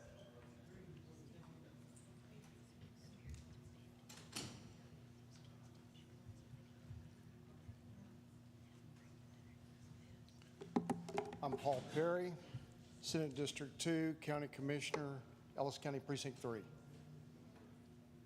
One of the biggest challenges people in the state face, one of the most anti-family articles that they deal with, is the property tax, which is ironically right out of Joe Biden's Let's Tax Established Wealth and Savings playbook. It is a tax on savings. It is a tax on investment before you ever realize your investment. Folks, it's time to axe the tax. Let's leave it to the legislature to come up with their solution. Let's not try to write legislation. I would implore us all not to do that. But let's make sure we stick to principles. We cannot go on like we are. I'm a homeschool father of 8. I paid taxes to my school district. You know what? I would a lot rather pay taxes in a different way and not have to deal with potentials for coercion, potentials for the camel's nose to come in the tent, and I am for axing the tax. And we need a different way to tax in this state when we're dealing with education and local government, mine included. Thank you for your time. Thank you, sir. Chair's Robin Lennon with Jonathan Covey on deck. I'm Robin Lennon. I'm with SD3, and I'm here to speak for letting the funds follow the students and not funding bad systems. When you look at the problems we have in our schools today, from CRT to the gender confusion to them actually encouraging our children to be gender confused in some places, the anti-family values where they do all these quizzes and things and say, oh, don't tell your parents about this. This will all go away if we empower parents and give the power back to the parents by letting them decide where those funds go. Even in public schools where some of this is a problem, I guarantee you when it's the funding that's that's at risk, parents will then be empowered again. And so I'm here to say, yes, I homeschooled. Yes, you heard from the experts for all the reasons. My heart lies in the inner cities with the children that don't have good schools to go to and no choices around them because of the waiting lists at the charter schools. And I'm here to say that some of those families have lost children. We have now lost generations of children with the waiting lists that we have on those charter schools. It is time for Texas to protect our family, our future, our children when you see the attacks that are ranked when you have a top-down system like we have right now. We made the mistake, we let the feds get involved in financing and it's gone all downhill. I'm a product of the schools that we had here. They were great when I was like in 6th grade and 7th, but they're not now. And a lot of it's not the teachers. The teachers' hands are tied behind their backs. They're made to be puppets to say whatever the higher paid bureaucrats in the building say. So please, save our children, save our future, and help Texas remain free. Please support as high as you can up the priority list. letting funds follow the students or school choice as it's known. Thank you very much. Thank you. Jonathan Covey with Sarah Allison on deck. Mr. Chairman, Jonathan Covey, SD5. I'm the Policy Director for Texas Values. Good to be back with all of you committee members. See some new faces. JR, welcome to the committee. I want to talk to you about Save Women's Sports. This is an easy issue to support. And I acknowledge you guys have so many important issues that you're going through. I just can't imagine all the things that you've gone through. It's got to be exceedingly difficult. But I wanted to take the time to remind you that, like I've done several times, that we still have a fair play issue in women's sports, in particular now in college sports. Senator Perry, Representative Swanson did a great job during the last legislative session. But we have a major issue in NCAA college sports. HB 25 didn't cover college sports, and this is a real problem. And if you need an example of this, you don't have to look any farther than Leah Thomas, who is the biological male who won the Women's Division I National Swimming Championship just earlier this year.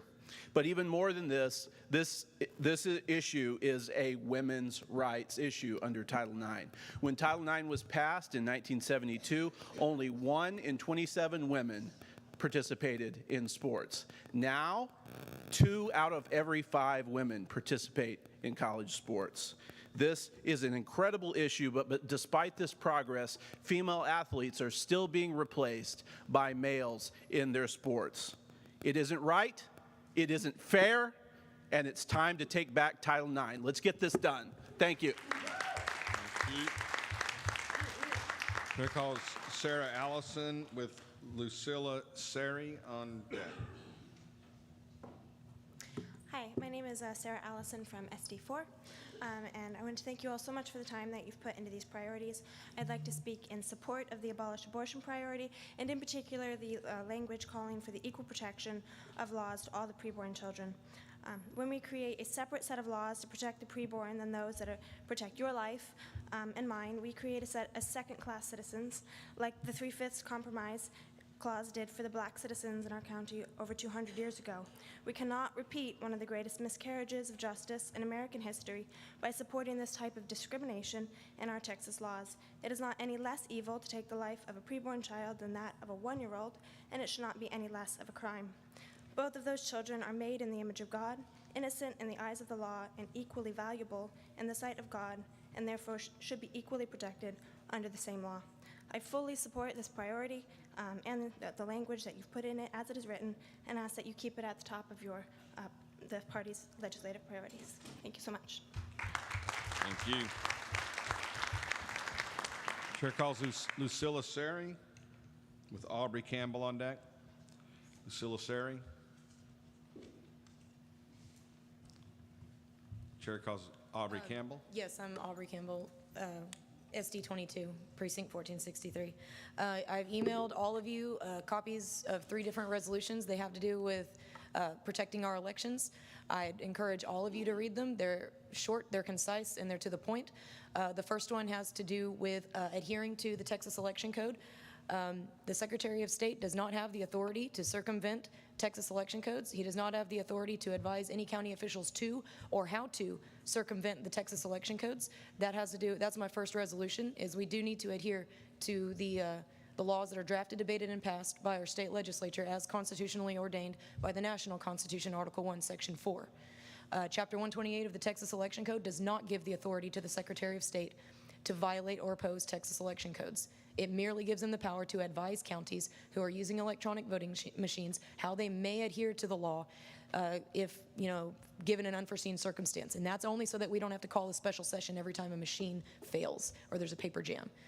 But what's happening is he's abusing it, and he's advising county officials to and how to violate Texas election code, rendering our elections unauditable. The second resolution has to do with repealing 43.007 from the Texas Election Code. That's the countywide polling place program. We do need to, that it's in direct contradiction to all of Chapter 66 of the Texas Election Code, which dictates the need and requirement to vote in precinct, to do our voting, our tabulation, our reporting, and storage by precinct. Currently, we can't even audit one precinct because of the countywide polling place program. We have to open every single lockbox to try and find those ballots. The third resolution that I've emailed to you has to do with adding an enforcement mechanism to the election codes. 20 seconds. It's got to be somebody's job to enforce the election codes. And in that resolution, I've put that authority on the county sheriffs to enforce, investigate, and refer for prosecution violation of the Texas election codes. Please read them. Please have them ready to go. And please consider adopting them into the legislative priorities. 15 points. Thank you. Thank you. Mr. Chairman? Yes. Mr. Chairman, Representative Brian Harrison has come in the room. I don't know if you want to allow him to have a chance to speak. Sure. Point of personal privilege. I'd like to recognize Representative Harrison. Please address the committee. Hello, howdy, good afternoon. Thank y'all for letting me speak for a couple seconds. I didn't prepare anything, but I just want to thank you so much for the work that you do. I know there's just about an infinite number of things that y'all could be doing here on a beautiful Sunday afternoon on a Thursday, or sorry, summer afternoon on a Thursday here in Texas. But thank you for being here. I do want to rise here in support of the fact that you do have legislative priorities as the Republican Party of Texas. Thank you so much. I got elected campaigning to support as many of the legislative priorities of RPT as possible. And I do what I can to encourage my colleagues down in Austin to take that position as well. You guys are more in touch with the grassroots activists, not just in my district, which is House District 10, Ellis, and Henderson counties, but the grassroots across the state of Texas. So thank you so much for what you do. I do want to maybe just put a quick word in support of school choice being on the Republican Party of Texas platform. I agree with Senator Ted Cruz and many others that it is the civil rights issue of our day. We have millions of children in Texas who have opportunities to have great educations, either because, like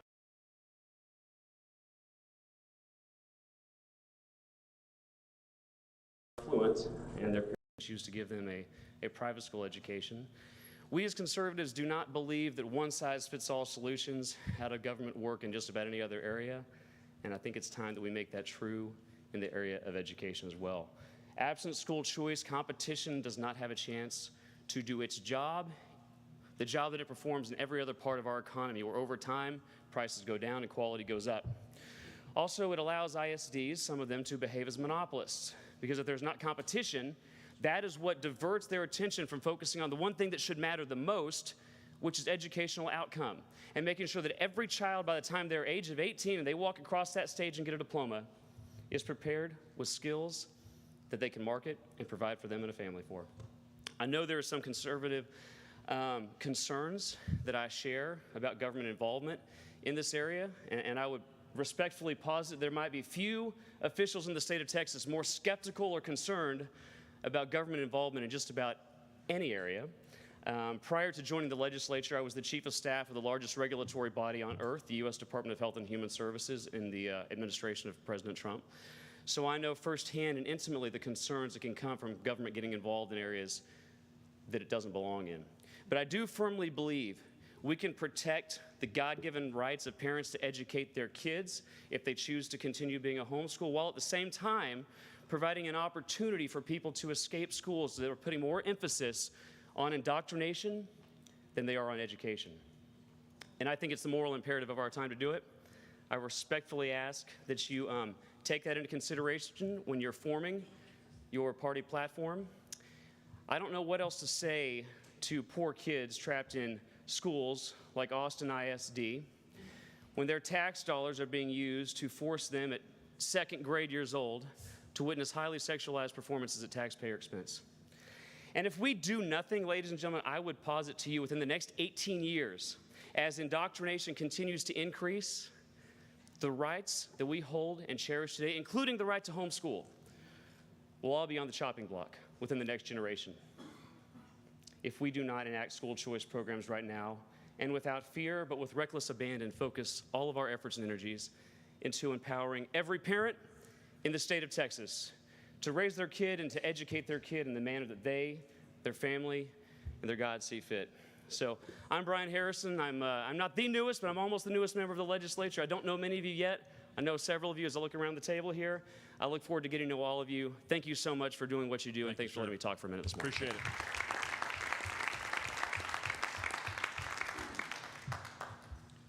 Chair recognizes Clint Stutz with Dennis Ballou on deck. Clint Stutz, SD3, talking about property tax. I was dismayed last night when I saw eliminate property tax move down on the list from 3 to 9. I think it should be number 1, and here's why. Was anyone here happy with their appraisal? Raise your hand. That's the same way across the state, Republican, Independent, or Democrat. This next legislative cycle is the time to have this on our politicians' mind. They have all the cover in the world to actually start working on this. This is the time to do it. And put it at the top of the list, and our delegates will see it at the top of the list and probably keep it there or very close to there. This has to get done now. And I do want to address the language that was done. I would prefer to have a more simple language that just refers to the plank and the platform. The priority is this: eliminate property tax as the RPT platform directs. And the plank is this: don't laugh at me when I do this, okay? I'm 44, it's time for bifocals. We support replacing the property tax system with an alternative other than the income tax and requiring voter approval to increase the overall tax burden. We urge the legislature to immediately develop and implement a transition plan that is a net tax cut. Thank you for your time. Thank you, sir.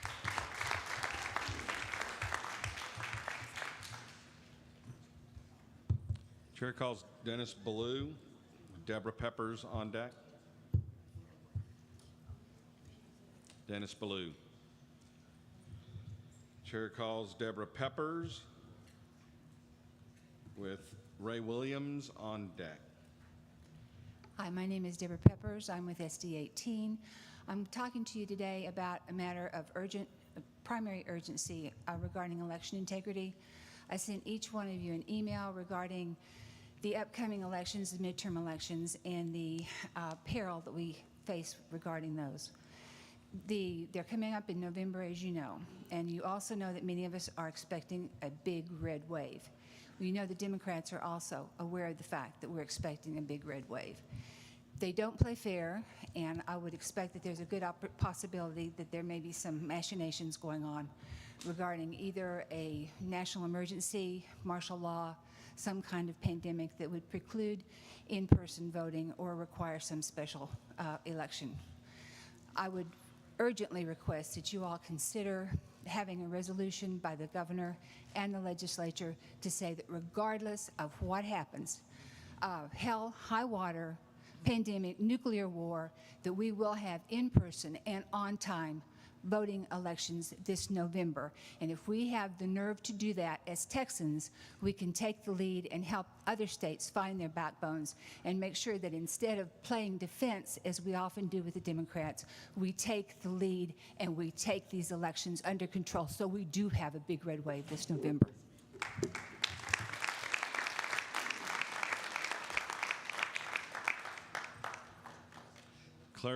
Chair calls Ray Williams with Wesley Thomas on deck.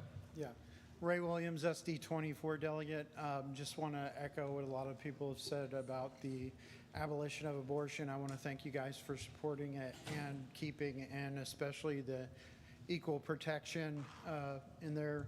It's so important that we're consistent. I mean, as conservatives and many of us Christians, we believe the importance of truth and being consistent.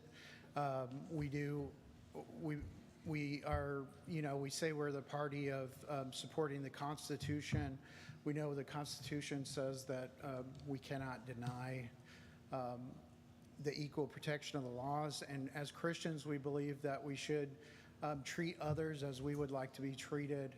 And how can we, if we're going to be like that, how can we deny our preborn neighbors the same protections that we enjoy under the law? So I just want to thank you again and just ask you, please keep supporting this abolition of abortion and the priorities and also the equal protection. Thank you. Thank you, sir. Chair calls Wesley Thomas with Jacob Miller on deck. Wesley Thomas, SD3. Well, this is going to be very redundant. He took everything I was going to say. Just want to thank you guys so much. I urge you to keep the legislative priority for abolishing abortion the way it is. It's following the Constitution. Equal protection is just an implementation of the 14th Amendment. And if we all, as Republicans, want to follow the Constitution, then we need to follow the 14th Amendment and provide equal protection to all preborn children. As the audience dwindles, I know you guys are going to be here a lot later than the rest of us, so I thank you guys so much for your time. Thank you. Thank you. Chair calls Jacob Miller with Jill Robbins on deck. Hi, committee. My name is Jacob Miller, SD24. I'm an abolitionist, not a pro-lifer. I'm speaking on the language equal protection, the legislative priority as it currently stands, which I love it. This is not really a difficult subject, my friends. The 14th Amendment says no state shall deny any person within its jurisdiction the equal protection of the laws. There's 3 questions to consider when opposing this. Are you saying the fetus isn't a person? Are you saying they're not equal with us? Or are you saying you just don't care about the Constitution? Lastly, for almost 50 years, we have slaughtered more than 64 million babies. Everyone likes to say that their one issue is the most important, but let's be honest with ourselves here. There are more than 100 babies being murdered every day in this state, every single day. And I ask everyone in this room, are you being murdered today? No. You still have a chance to fight for your rights. You still have a chance to vote. You still have a chance to pay taxes and have a fighting chance to stop them. I'm sure slavery was one of the issues. I'm sure concentration camps were one of the issues. How dare us be among those people who treat abortion as one of the issues instead of demanding one single thing: abolish legalized child sacrifice, abolish it immediately, abolish it without compromise, and give these tiny human beings the equal protection of the laws. Thank you so much, committee, for your hard work, and I beg you to have a voice for the voiceless, to defend those who can't defend themselves, stand with the Bible against partiality, stand with the 14th Amendment, keep the priority as written, stand for equal protection. Thank you. Thank you. Chair calls Jill Robbins with Vera Billingsley on deck. Jill Robbins from SD24.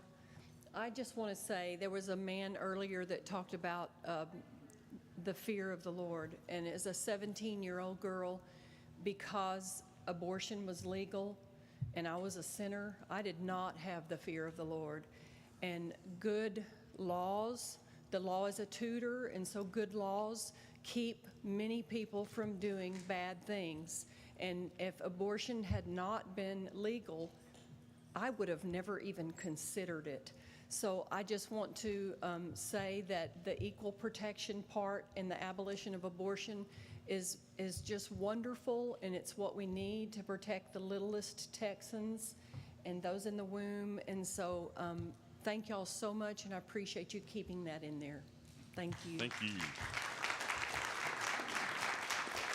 Chair calls Vera Billingsley with Daryl Thomas on deck. Vera Billingsley. Chair calls Daryl Thomas. Thank you, Ms. Thomas. And Brandon Hall is on deck.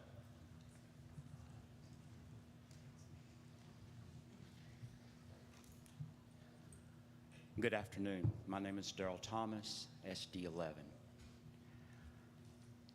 Mays and Briscoe said a lot. But there's another thing that people don't think about when it comes to having choice in education. When you take my tax money, whether it be my taxes, fines, or any fees that go into that, I expect you to invest it wisely. And it is apparent across this state as well as this nation that is not happening. Is this going to solve all the problems? No. I'm not going to lie to you. But what it will do, it's a step forward that we, the people that pay these fines and these taxes, we see that there is a good or improved return on our investment. That's the immediate, but here's the long term. As children get better education, then we, the people, become improved as well. They are able to make wise decisions versus a knee-jerk decision. they're able to reason better. So while it's important for the parents, it's important to the child, it's actually important to every single one of us. Thank you. Thank you very much. Chair goes Brandon Hall. All right, thank you. With Kristen Bentley on deck. Hello, I'm Brandon Hall, Senate District 24. I want to thank all of you for your volunteer time. I know there's a lot of other things that you could be doing, but I'm glad that you value this as one of the important things that you want to do. In the past, I have run for state rep in District 55. Most recently, I ran for school board in Belton ISD. So I've met with many of my neighbors as I've block walked and knocked on doors and talked with people. And one thing that I've noticed is the medical freedom is vital. I ask that you place it up as high as possible on your priority list. A person should not be required to put a foreign substance in their body or slap something over their face in order to put food on the table. This is absolutely un-American, and it's definitely not Texas. I don't care if the governor is Republican or Democrat, if the president is a Republican or Democrat, they should have no right to be able to do that, and we should be protected in that way. So I ask that you put that up as high as possible. Since I have a little more time, second, I would like to state that when I was running for office, I saw people crying, asking for property tax abolishment.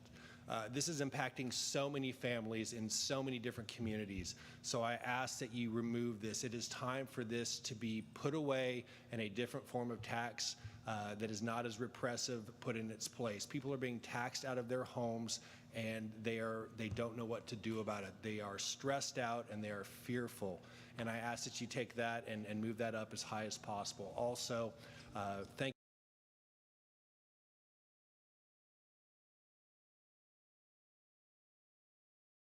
much.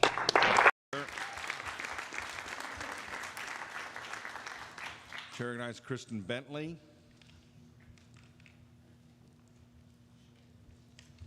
Chair recognizes Britton Brooks.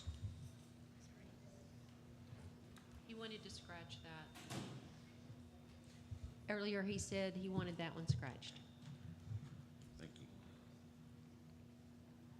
Chair recognizes Eileen Escalante. Eileen Escalante.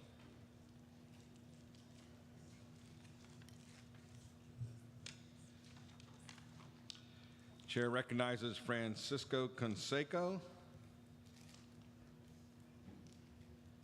The Honorable Francisco Conseco. Thank you, Mr. Chairman, and ladies and gentlemen of the committee. I'm here to really talk about the Convention of States because I think that it's a very important matter that Texas has. In May of 2017, it passed through the legislature, Convention of States, and I hope that it doesn't sunset, and I hope that this committee will have among its alleged priorities that if it does sunset, that it will continue. And I'm going to tell you why it is so important. We've listened here about all of the things that are within the purview of the state of Texas to deal with, whether it's taxes, education, protecting the unborn. All those matters are within the realm of the state of Texas. But we are a country or a state federated under a constitution. And since the 1930s, or maybe even before then, we have been losing a lot more of our state sovereignty. And it is extremely important that we reassert that sovereignty within that Convention of States. I want to tell you that I have clients, among them one of the Texas legislators, Kyle Biederman, and we filed a lawsuit against the Congress of the United States, and every party has been served, including the state of Texas, joined as a necessary party. In federal court, United States Western District of Texas, case number 5:22-CV-00093. 20 seconds. And what it does is that it calls upon Article 5 of the Constitution. And fear aside, the important thing is that this does not go into chaos, because the Constitution does not say that it is Nancy Pelosi that's going to take control. It just says that they will call it. Time. So I urge you to keep this alive with the legislative priorities of the state of Texas, and I will tell you that I'm very proud to have served in the Congress of the United States representing the state of Texas. Thank you very much. Thank you, sir. Chair recognizes Elena Phillips with Rebecca Hardy on deck.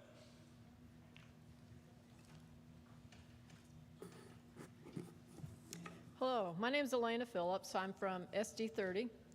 And first I want to let you know I'm a retired Army Lieutenant Colonel. I served 21 years on active duty and served in the fields of HR and IT both. I have a PhD in learning technologies and a master's in information systems. And earlier we talked about amending the election integrity, and a gentleman recommended that we add hand-counted paper ballots. And I recommend that we do that, but remove the words "where practical," and I'll explain why. I think it's at practical or practicable. Anyway, first of all, the voting machines are not certified because the laboratories responsible for certification are not accredited properly. This makes all elected officials since 2017, 2018, depends on the county, not legally elected, and usurping their position. So given this, how easy is it going to be to get these officials to address any of our serious concerns about the voting machines? So what y'all are doing is very important. So like you, I observed the lost votes and vote spikes live on TV on November 3rd, 2020. We were told this was only a Dominion problem. I have evidence this is not true. For example, my county gave me the list of actual voters for the November 2020 election, and 48 people voted twice. This is just one simple example that you should be able to understand. Due to my IT background, I can honestly tell you these election machines should never have been allowed. The only way to secure any election is by going back to the hand-counted, hand-marked paper ballots. I get feedback all the time from people that tell me it's going to be too hard. To these people, I tell you, please step aside and let someone else do the work. We can take the millions of dollars the counties are spending on machines and pay the poll workers a little more than they already make of the $12 an hour. Thank you very much for your time. Thank you. Chair calls Rebecca Hardy with Lincoln Achille on deck. Thank you, committee. I really appreciate your work on this committee this week. It is not my intention to take my whole 2 minutes. I would like to yield my time to the others that have waited so patiently. I'm speaking on medical freedom. I would like to just remind everyone of the 2 years that we have lived through where there's been the most egregious disregard for vaccine choice and informed consent in our state. And it is time to include medical freedom in our legislative priorities. Second, all pharmaceuticals come with risks. With risk, we must have medical freedom, and forced medicine has no place in a free country, and especially not in Texas. Our citizens deserve better. I urge you to rank medical freedom high on the list because Texans, not the state, are best equipped to make their vaccine decisions for themselves and their children. Without the right to decide what is and is not injected into our bodies, what rights do we have? Thank you so much. Thank you. Thank you. Lincoln Achille and Charlotte Belsick on deck. Thank you very much. Lincoln Achille from Senate District 12. I want to thank you for pronouncing my last name right. Often there's letters put in. I'm going to speak on election integrity, and I will make it very simple. I could point to videos of experts who tell you how compromisable these machines are. I could point to members of the Democratic Party who have the same concerns about them. We've all heard this. So I want to point out to the members here about how the use of the electronic machinery causes non-transparency to exist. In an email to my county election administrator, I had asked him when was the last time our county has ever checked to make sure that the paper and the machine counts of all races on the ballots count or matched. And what he told me is that he said there is zero authority for me or the Commissioner's Court to do that. The only way is by court order because we cannot legally enter the bags where the ballots are stored. How is this possible? We need a court order to make sure that the two counts match. That's absurd. If we don't use the machines, we don't have this problem. So, in addition to that, I would like to point out, because I believe that election integrity ties into all of the other legislative priorities.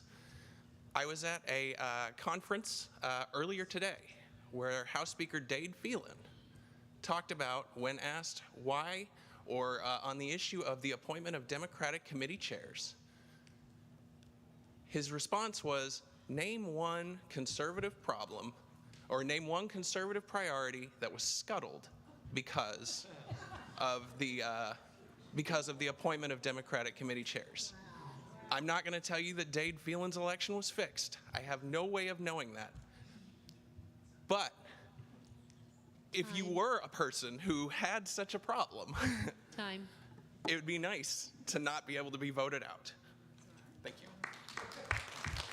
Thank you, sir. Here goes Charlotte Belsick with Evan McClanahan on deck. Charlotte Belsick, SD 24. So first, thanks for working over the last 3 or 4, probably plus days, hearing from many people, tweaking the words, et cetera, et cetera. There are many great priorities that you guys have put together, but we are restricted to just a few, and they should represent the clear minority of the RPT. So I'm not here to talk about whether the Convention of States is good or bad. What I'm here to talk about is to ask you to remove it from the list of priorities, because it isn't clear that it is what the majority, the vast majority of what the RPT would like. So a little history. First, 2 years ago, it was removed in the committee as a plank. It was put back on from the floor, and this year it has once again been removed from during the temporary committee. It's possible it'll be put back in. That's not the point. There's obviously some differences of opinions, and it's running very close back and forth. Second, the plank that was in there and has been removed wasn't to extend the call. We've already signed up, we've fulfilled the plank, and that's what the plank said. Third, I know there are resolutions that have been sent in, and they range from removing Texas from the list completely, remove the plank and be quiet about it, to extending our time on the list or extending the sunset clause. So this back and forth shows that there's a division amongst our ranks about what this priority really is. And since we have so many important priorities that is clearly important to more people, I think that we need to replace the extend the COS priority and replace it with something else like religious freedom or property rights, state sovereignty. There's many others. So thus, I ask you to actually remove the COS extension priority and replace it with another. Thank you. Thank you very much.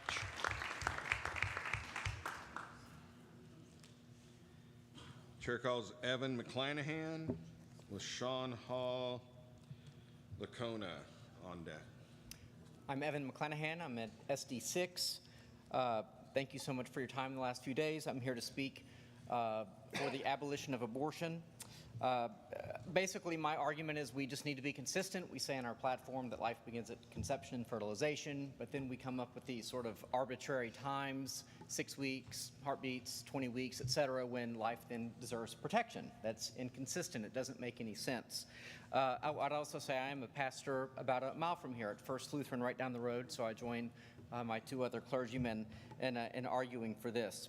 I just don't think we can have a functioning moral society so long as we tolerate the slaughter of unborn innocent persons. It is a stain and a cancer on our nation. It is, I would argue, God's judgment on our nation, and it certainly invites God's judgment on our nation. We need to do the right thing and protect the unborn. Earlier it was said that something like school choice is the greatest civil rights issue of our day. I think that was a quote from Ted Cruz. Well, if you're not alive, then you don't have the ability to choose your school. So I don't know how anything but this issue could be the greatest civil rights issue of our day. Finally, I would just say that personally I was more in sort of the sort of vague pro-life camp. Took me a while to sort of come around to understanding that really the only position that is tenable and not totally arbitrary is abolition, the ending of this practice with clarity and finality. So I want to thank you for all your work and keeping it high on the list, and I hope it stays there through your deliberations. Thank you. Thank you, sir. Jury's Sean Hall Lacuna. You're going to correct me. Would you like me to? Please. Sean Hall Lequona. Very good. Thank you. Thank you. And thank you for your work, Chairman, and all of you other members of the Legislative Priorities Committee. I've been working all week with the platform various committees. So I'm from Senate District 14, Travis County, Capital. It is written, so have no fear of them, for nothing is concealed that will not be revealed, or kept secret that will not become known. What I say to you in the dark, tell in the light, and what you hear whispered in the ear, proclaim upon the housetops. Almighty God is saving this nation. I'm an attorney and counselor licensed in this state with admitting privileges before the Fifth Circuit and on the roster of the United States Supreme Court. He has got victory after victory after victory. Every time he's gone before me, every time we've taken his word, he's always been successful. So I'm here to tell you that let's make his priorities, they're all important to him, but please include plank 318 and 321 because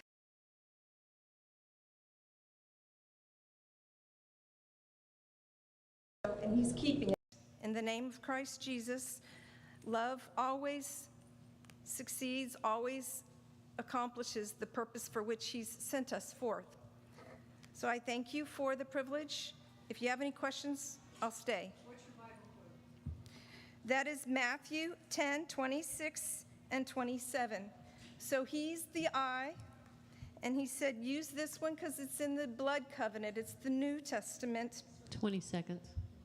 And so I went and followed what he said, and he just gave it to me because of the other speakers. Ma'am, what is your topic? It's the definition of marriage, and they are working to change the word blood in place of moral. Moral is now in 318 and moral is in 321, but both of those planks are nowhere to be seen on the 15 that I heard earlier. And thank you, Amy. I was able to get here in time. Thank you. Thank you very much. Everyone. Chair calls Jerry Lynn Salinas with Maureen Ball on deck. Hi, my name is Jenilyn Salinas. I'm with Latinos United for America and Latinos Exit. Those are Democrats exiting the party, coming over to the Republican side. I'm here today to speak about the January 6th being politically persecuted all across the great nation. Their due process is being completely violated. And I was speaking about this in the other meeting. I don't know if that's something that is on your planks, but I think it should be there because there are judges, in DC right now that are allowing the persecution to go on without following law, like the Brady doctrination. They're just piling on the defendants with tons of discovery. Right now they have 4 terabytes of discovery. That's like watching 950 movies. They're just, it's just complete violation of the way the process is supposed to work. And like I said, back in the other meeting, when, today it's them, tomorrow it could be me, it could be you. I'm an activist. Some of the FBI going after these families and breaking down their doors, refusing to show them warrants. As Republicans, we need to be a little bit more firmer. We need to put our foot on the ground and demand that the Democrats respect our due process and respect our laws. And as a party, I've always looked at the Republican Party to do that. And right now, I don't see that being done for them. That's all I have to say. Thank you very much.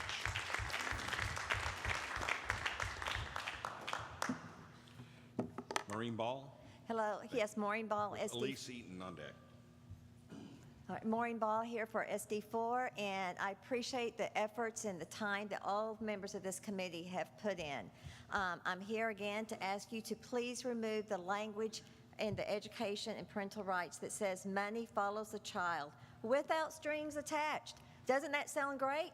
Strings attached does mean government's involved. It means government is going to be putting strings on our children and wanting to treat them as a commodities, as I mentioned to you last night. I ask you as members, you are here to create legislative priorities based upon our Republican platform. Your duty is to the delegates. It is not to elected officials coming in here trying to get language that will help them get elected. I ask you to remember that our platform and principle number 9 talks about parents having the freedom of choice. That is a Republican value that in Texas we value. If you put money follows the child, you are going to take away choices from the parents because you are going to demand the strings be put on that money. That's what that language will do. That's what you will do as a legislative priority. I just sincerely ask that you remember your duty to the delegates, your duty to the platform, and that please, when you're writing legislative priorities, that it is consistent with all of our principles. Thank you for your time. Please remove money follows the child. Do you have the language for that whole plank? I'm over here. Where? Oh, I've got it. Yes, it's. Can you give it to me when you get through? I would like to read it myself. The legislative priority or the plank? You can just take it to her, and that way we'll continue to move on. Thank you. Thank you. Chair calls Elise Eaton with Jennifer Madrid on deck. Hi, my name is Elise Eaton. I'm with SD7. I'm a longtime homeschooler. I've been homeschooling since 1996, and I'm imploring you to please remove the language "money follows the child" from these legislative priorities. Money follows the child is a Trojan horse. It's the way that we're going to get liberal curriculum and ideology that will infiltrate the one area that they can't infiltrate right now, which is private education. Private K-12 schools, including homeschools, are not under the jurisdiction of the TEA right now, not private schools. If we allow money to follow the child, those tax-funded dollars will need to be spent on state-approved curriculum. Who's going to approve that? Taxpayers are not going to stand for their tax dollars going to people with no strings attached. There are numerous publishers and liberal groups who are salivating over all that free money that will suddenly be available to the private schools and homeschoolers to spend. Money following the child is basically the same thing as taxpayer-funded COVID tests and vaccines and money going to hospitals for COVID-positive patients.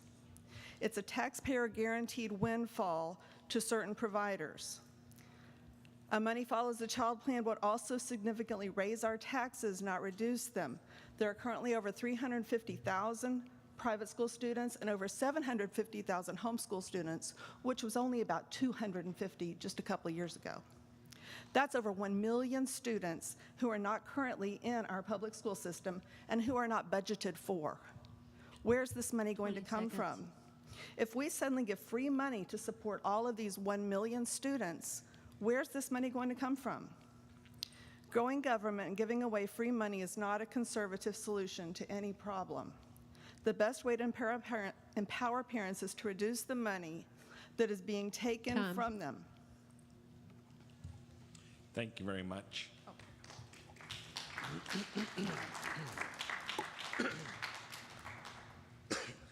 Chair calls Jennifer Madrid with Kevin Witt on deck. Hello, my name is Jennifer Madrid. I'm with SD24, and I'm here to thank you, as so many have this evening, for the language that you have put in the platform and with the legislative priorities in regards to abolishing abortion. I am a rape survivor who had an abortion, And not a day has gone by over the last more than 30 years that I haven't thought about that situation and agonized over what the effect that this is having, not just on me and on my child and on my family, but on this whole nation. The ripple effect of this is incredible. Abortion leads to so many other evils in this world. In my situation, I was raped in college. I became pregnant and decided to have an abortion. The abortion experience was horrific, and I will spare you the details. But I came home from that abortion to find my baby's mangled body that the abortion had left behind. I could not deny that what I had done to my baby was far worse than what was done to me when I was raped. Add to this the fact that my biological mother, when faced with her unplanned pregnancy with me, decided to give me life and a family by adoption. So you can imagine the years of shame and guilt, knowing that I did not do for my child what my birth mother did for me. The 30+ years after my 20 abortion, seconds. have been extremely difficult. Please hear me when I say this, and I say this with every fiber of my being. I still grieve today that the penalty of a prison sentence was not there to deter me, to keep me from doing what I did, and from so much pain and suffering and so many negative consequences. Time. Thank you. Thank you.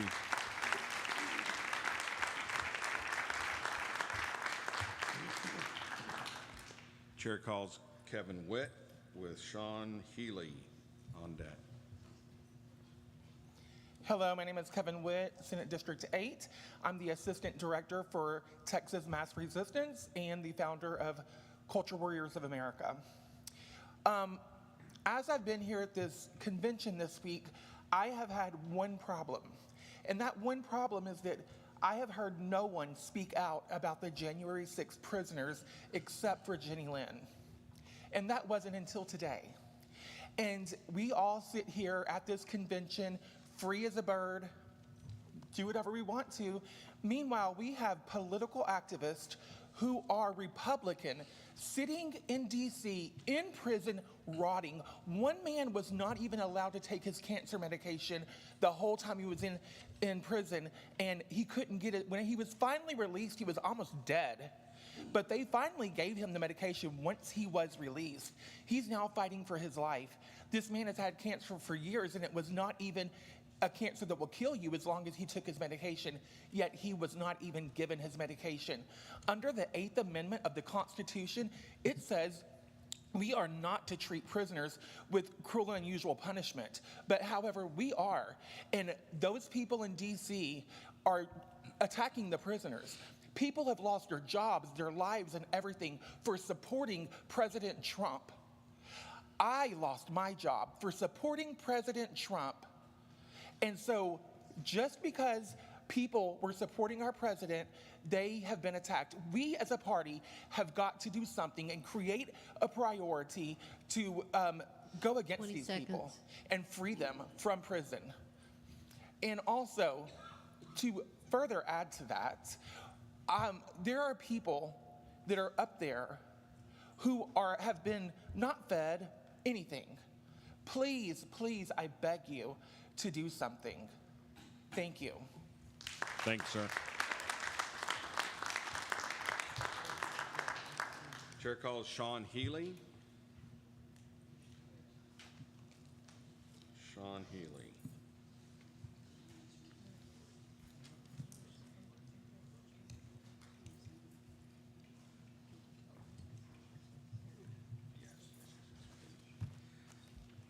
I'm just going to cover a few more folks that were on in case they've come back in. Jennifer Gray. Jennifer Gray. Elizabeth Flores. That is not Elizabeth. Tanya Robertson. Mary Hanley. Denise Ballou. Eileen Escalante,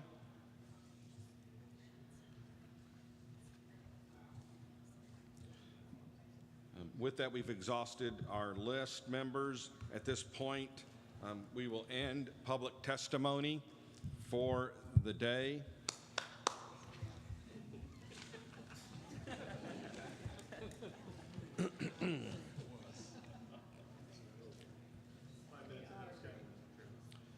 Yes, yes.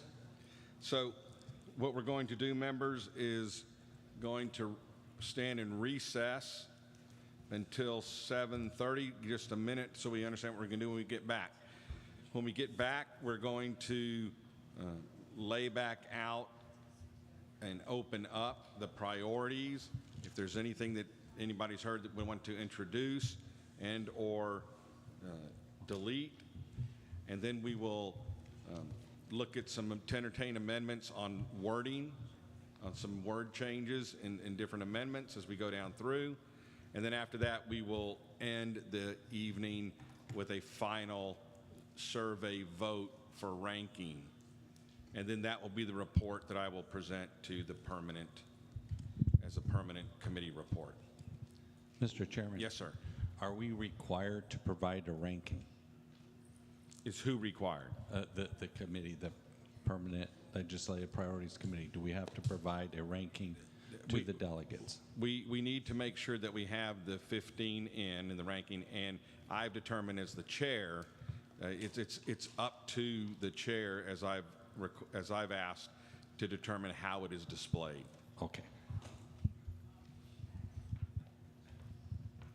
Any other questions before we take a break? Mr. Chair? Yes. May we ask how you're going to present it? I intend to present as a priority of the committee. And very quickly, so a second, the reason for that is that each of the SDs have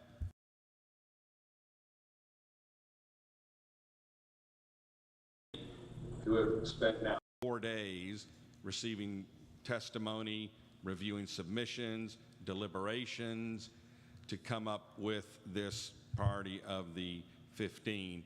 And I think it's incumbent that we share with the delegates how all of that was brought into happening, which would help then them to make decisions based on what. They don't have to vote in any priority order that they vote, as long as it's just giving them the opportunity to understand what we as a body have determined.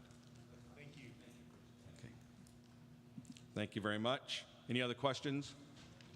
With that, we stand in recess until 7:30 p.m. 7:30 p.m.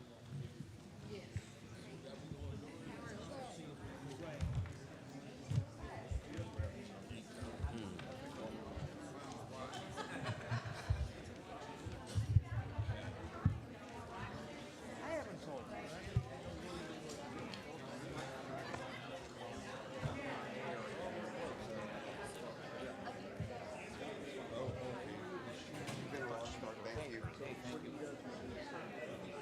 you.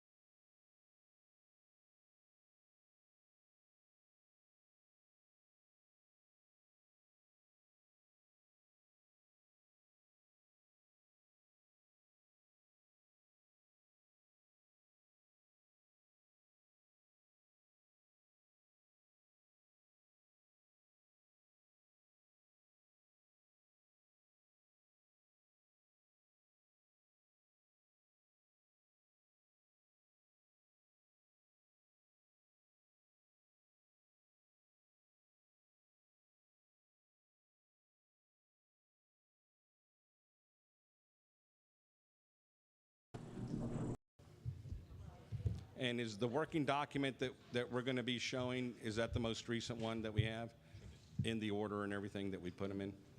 Very good. Very good. So members, I'd like to propose that we address some of these, some of the priorities kind of in an order that we've been hearing. Some of those, a lot of the testimony and some ideas, and this is talking amongst one another, talking to folks of where some of those areas that we know are going to maybe trick us up, the delegates, et cetera, et cetera.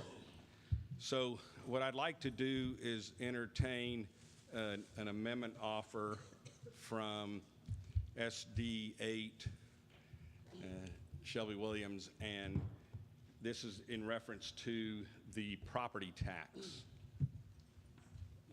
The property tax.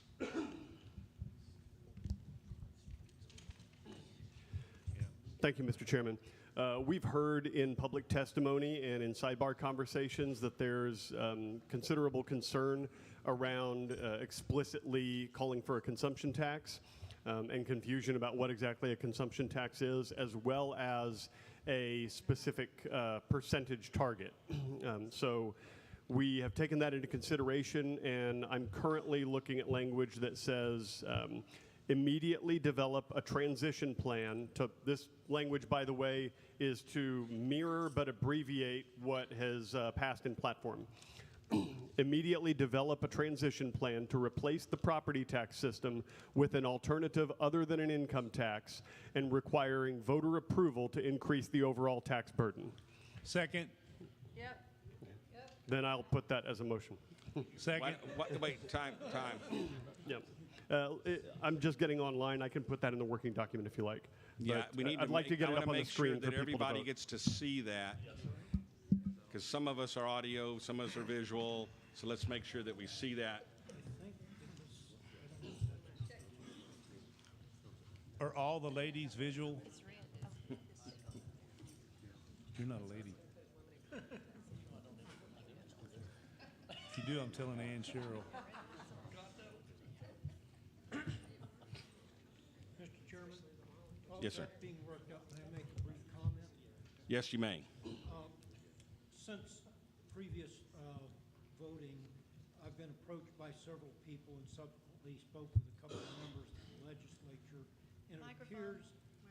Microphone, please. Apologies. Is this working? Yes. Okay, thank you. It appears there is a sufficient budget surplus that it is possible to, at least in part, buy down the property tax in this upcoming legislative session. And it may or may not be enough to buy down all of it, but I suggest that half a loaf is better than none at all. And it would buy time for the legislature to come up with a permanent solution. I did vote for this in our voting and wish to express my support for it as amended. Thank you. To clarify, and I'm familiar with what you're saying, I guarantee it's not going to buy down all the property tax, but half a loaf's better than no loaf, like I said. Are you suggesting that we amend the language to include that provision? I think the language is broad enough to enable the legislature to do that the way you have worded it. Okay, then let me get this language over to Sean, and we'll get it up on the screen. Thank you, sir.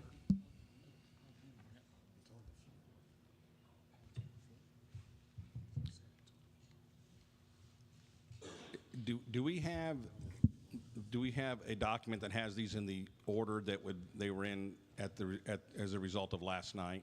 Because right now this is is this in the third position?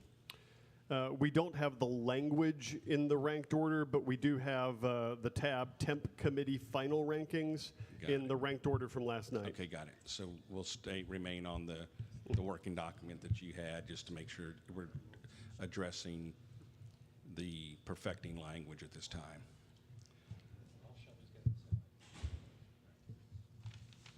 Well, okay, if you flip those to it, it's fine.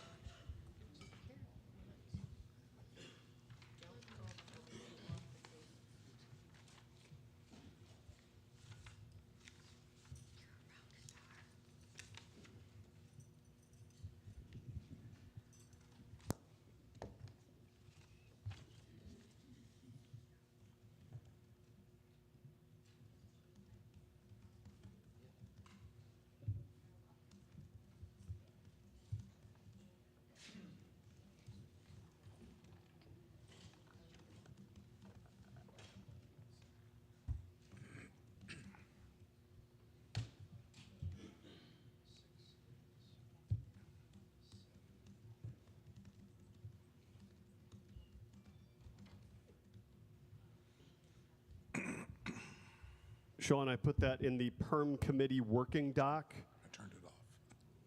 Next to eliminate property tax in column X. You'll have to scroll over. Oh, yeah.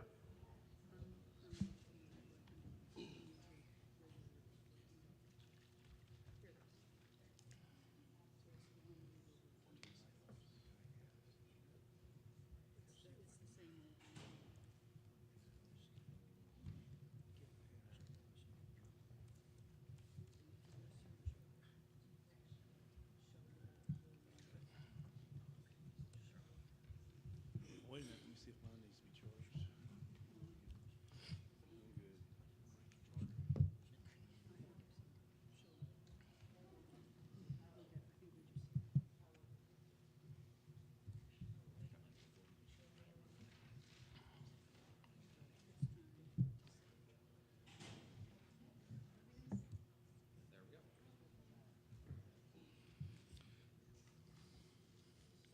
Yeah, you would confirm that was your intent?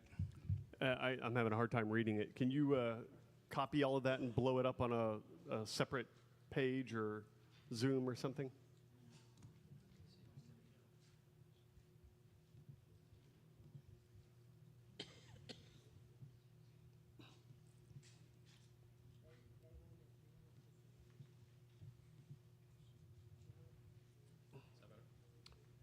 Yes, except I can't see eliminate property tax. Oh, wait, no, there it is. You have it. Okay, in the middle of the screen.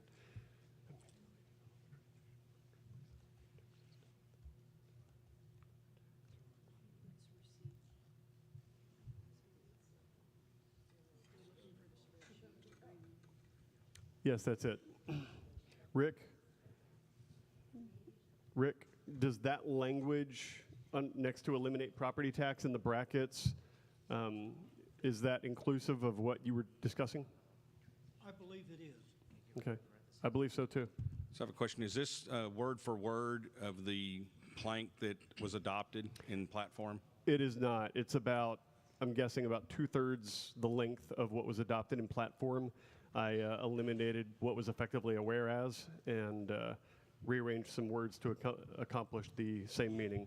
I can. So you're telling me that a priority is going to be shorter than a plank item in the yes. platform? Wow. Okay. Thank you. Thank you. Impressive. I just wanted to make sure I understood that. Okay. Was there any other discussion on this? Please.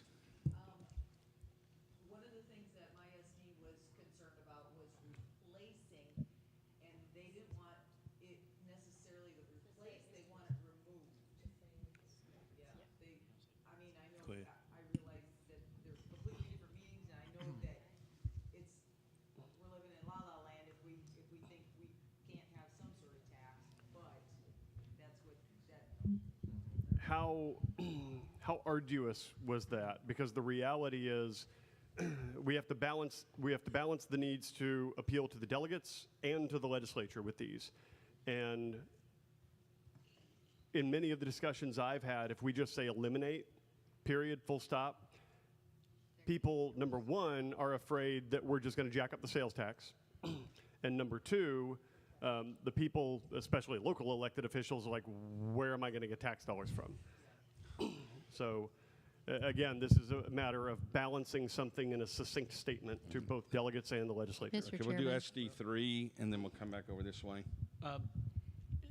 Representative Harrison, who came and testified or spoke before us just earlier, I spoke with him afterwards, actually on another plank, but it applies to this one also. He was explaining to me that the less restrictive that one of our priorities is, and the less, actually the less wordy, to be very blunt, he said that actually it's easier for him to get other legislators to work with him on a solution to achieve whatever it is we're going for. Talking about the consumption tax in there, he said half of the legislature is going to look at a consumption tax and say, no, we're not even going to look at that. We're not even going to talk about it. He said so he didn't want it to specifically say consumption tax for that reason. And that's from the legislative end. He said it's much easier if it's not something restrictive. And I think this actually might accomplish what he was talking about, because it doesn't say exactly what the answer is, but it says the general idea of what we want. And as I say this very quickly, as Chair, no disrespect to a sitting state rep, but I believe he did introduce himself as the newest state rep. Okay, second newest. Okay, let's go over here. Thank you so much. The one thing I would say, I literally came here directly from the South Texas County Judges and Commissioners Conference, and this was a large topic there, as you can imagine. The one thing that I can tell you as a local elected official that is shared by a number of my colleagues is the fact that if you go with a straight consumptive tax, our state legislature, though they be Republican, has a great history of taking those tax dollars from local entities and not giving their fair share back. Not what's statutorily mandated, not what is constitutionally mandated. And any time that we look at a statewide tax, which would be distributed such as a consumption tax, there is a fear on behalf of local elected officials that we, as good local elected officials, should pay our bills to the state as we're mandated, but we don't get 100% of those back as is mandated in statute. And I would just express that and share that concern with you. So I think this is a very good way to go about it, and I like it. Okay, right here. Okay, that situation exists right now, even with the taxing situation that we have. So I don't think that that's not really affecting the issue of what we're talking about here. Most of my constituents are wanting to eliminate, the wording to be eliminate property taxes. We don't want to stipulate what other means or method of revenue that they come up with. All we're wanting to do is eliminate the property tax. Whatever other kind of tax they come up with, we leave it up to them. And then we approve or disapprove of it at the next election cycle. Okay. I think you're in violent agreement. Okay. I'm sorry. Yeah, I didn't mean to. It was hostile agreement, wasn't it? Okay, so I had a lot of conversations also with the delegates from Senate District 14. This was not one of the top legislative priorities that moved through our Senate district, and we have a fair amount of concern with the tax system. I would perhaps suggest we even simplify the wording more and say something like immediately develop a plan to reform the property tax system to significantly ease the tax burden on taxpayers, and then allow them the leverage, like Senator Betancourt shared yesterday, to continue the work that they're doing. And so just on behalf of my Senate district, there's an understanding that we need significant change, that it is a major issue, but replace is not necessarily the word that reflects our delegates. Where's the chair? The title says eliminate property tax. Okay. I kind of like the way it's worded. Mr. Chairman, to speak to Amy's point, every person that I've talked to does not want repeal or reform in our legislative priority. Yes. They want to eliminate. And I mean, I'm willing if y'all want to add all of this, but I think the delegates would be happy and understand easily. Eliminate property tax in Texas. That's all you need. Don't even need it in Texas. Right here, and then over, and then we'll come this way.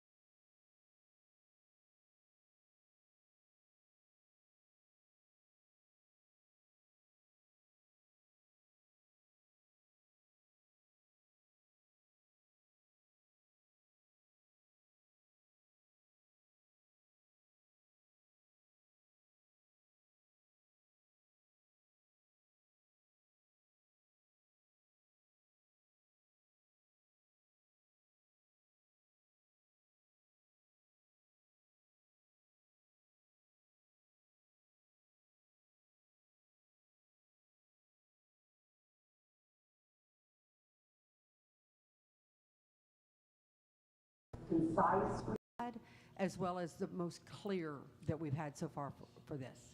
I have a point of information. Yes, sir. Didn't we adopt an amendment 2 or 4 years ago that says we can't have an income tax? Right. It's a constitutional. That's why it's not even. I got 8 people saying I can't hear anything. Somebody say something. It's a constitutional amendment. And it was passed, right? Yes, passed. So, yes, that's why it's good to be there. It's It doesn't- surplusage, it but doesn't they need to love be to there. see it. They want to see it. Yes. Okay. Yeah. All right. Yes. But it doesn't come back. SD5. I also agree with the option 2 here. As much as I, as an economist myself, believe a consumption tax would be a really good way of doing this. The delegates through this entire process over the last couple of months have wanted to end property tax. The idea isn't to replace it. That hasn't been the conversation they wanted to have. So I think option 2 is great because, yeah, the legislature is probably going to do something else. We kind of expect that as long as it's not income tax. Okay, SD 1, 2, and then I'm going to. Are there any active motions on the floor? Not right now. I would like to make a motion to accept option number 2, eliminate the 2 parentheses, and vote on it. Second. Members, you've heard the motion, a second. So all those in favor of adopting the language on option 2 signify by saying aye. Aye. Opposed? The ayes have it.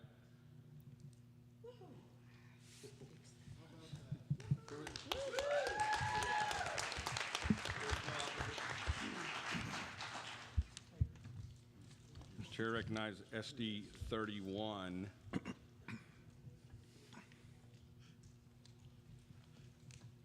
She's looking through her notes now. Yes, sir. If you're open for new subjects, then Yeah, as recognized SD 30 for a new subject. Yes, I have some language, some changes to the educational freedom and parental rights priority.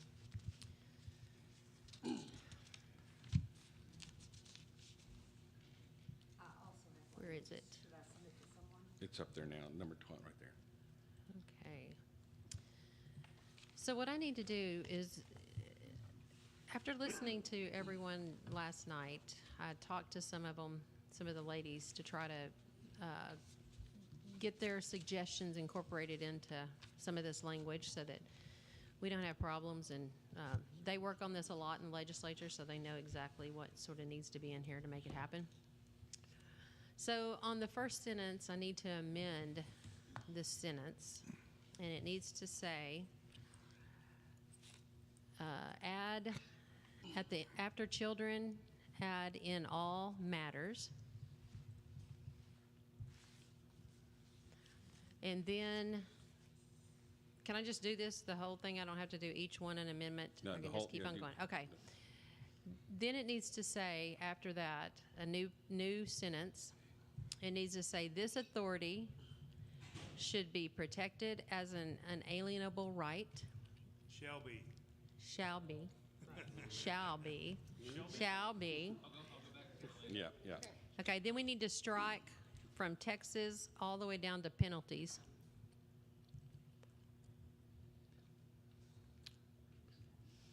Okay, then it says, this shall include the choice of schooling where the money follows the child without strings attached.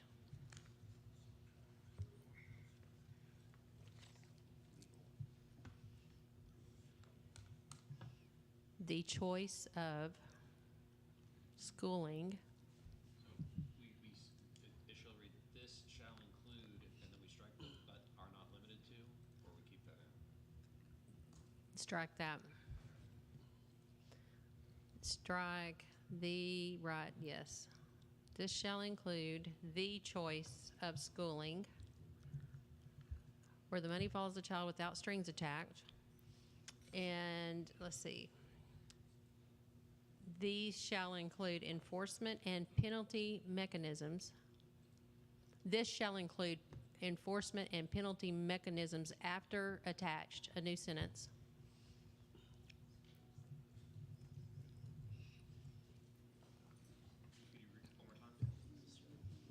Read it again. enforcement. This shall include enforcement and penalty mechanisms. Okay, period.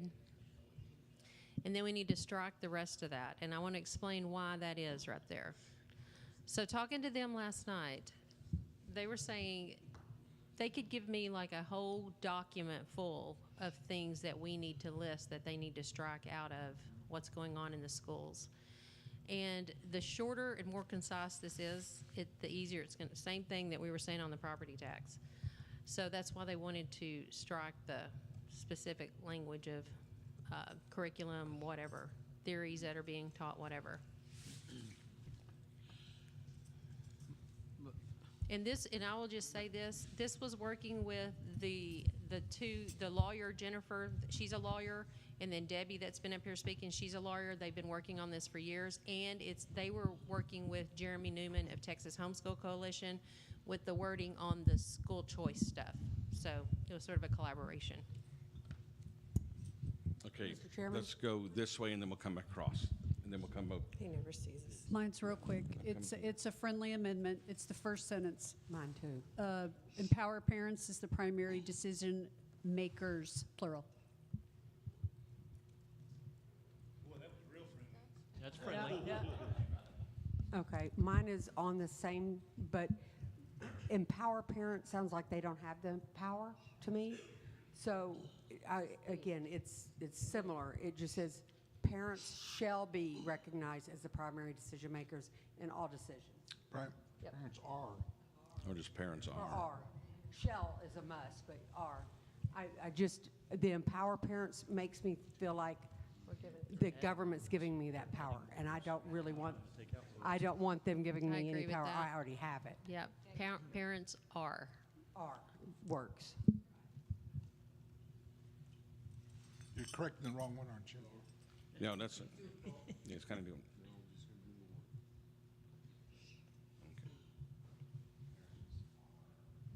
I bet he loves having all this help. Teresa, do you accept that? Yes, I do. Okay, good. And then right here? I called my homeschooler people that I know, and they're worried about that where it says the money follows the child. And I don't know how y'all feel about that, but I think we should probably discuss that. Okay, let's give me a few other inputs and we'll go Can I from there. put in a little bit right here about that? No, right here. Here.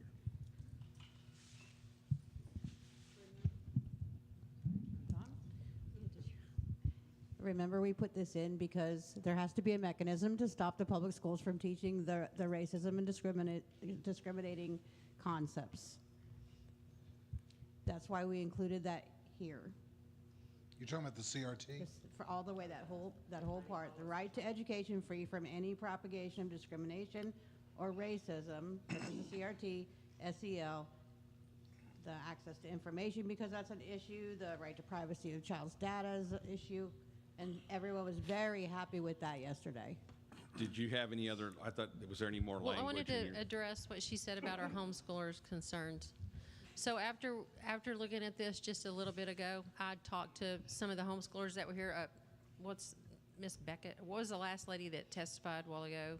The group that's been here, and I talked to them about this, and they were fine with this language. So what I have to say about your comment about the CRT and all that, I would not be against something if we, at the end, if it could say the right to education free from any propagation of or discrimination, but I do not want to list specific items. If we could come up with a term or something that was all encompassing of all these different things, I would be happy with that. But I do not want to list out certain items. Doesn't the such as accomplish that? No. Yesterday called it praxis. Praxis. Yep. That's what we need. Folks, I believe that was in the one on obscenity, or which one was No. it? I think it was on that one. No, sir. I think I looked praxis it is up this yesterday. It's PRAXIS. No, I'm talking about which, I wasn't sure which one it was applied to. Just don't I think it's this one. It's this one. It's this one. Practice. Okay, please.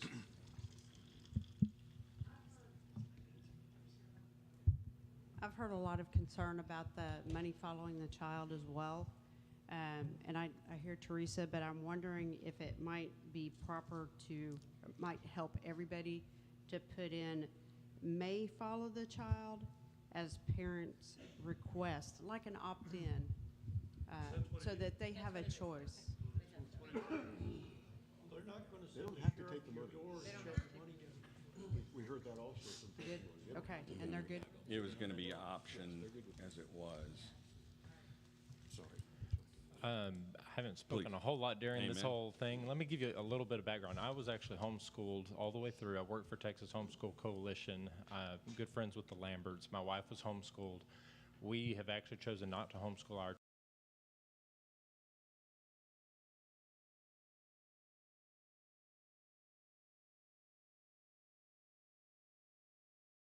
kind of two different camps. A lot of homeschoolers from the era when homeschooling was not legal, and we fought to make sure homeschooling was legal and free. And now you've got a lot of newer homeschoolers that are homeschooling for very different reasons than we did. All very much homeschooling for, and everybody has a personal reason for why they homeschool. There's a lot of concern about this specific wording. I'm all for a wording that specifies tax credits or something that is very specific about how the money follows the child, rather than just a very broad, the money follows the child. Because there is a lot of concern that, yes, 36 states have not enacted any kind of restrictions. Doesn't mean that that's not going to happen again. So I think just very specific wording would be very useful for that. Also in the praxis, I do remember that specifically covers any theory, the teaching of a theory rather than the teaching of facts, so that it covers anything, not just the CRT and the SEL, but because praxis covers the fact that they're subtly using that theory in teaching of every other subject in school. Thank you, very good. Let's go start with 2, and then we'll go to 3, and then we'll come this way. Y'all feel free to shoot me as soon as I get through stating this. But since we were able to mark off all that stuff at the end, we have had a lot of powerful, passionate testimony about equal parenting. Is there any way we can put a line in there about equal parenting? No. I said shoot me. I didn't say no. Out of order.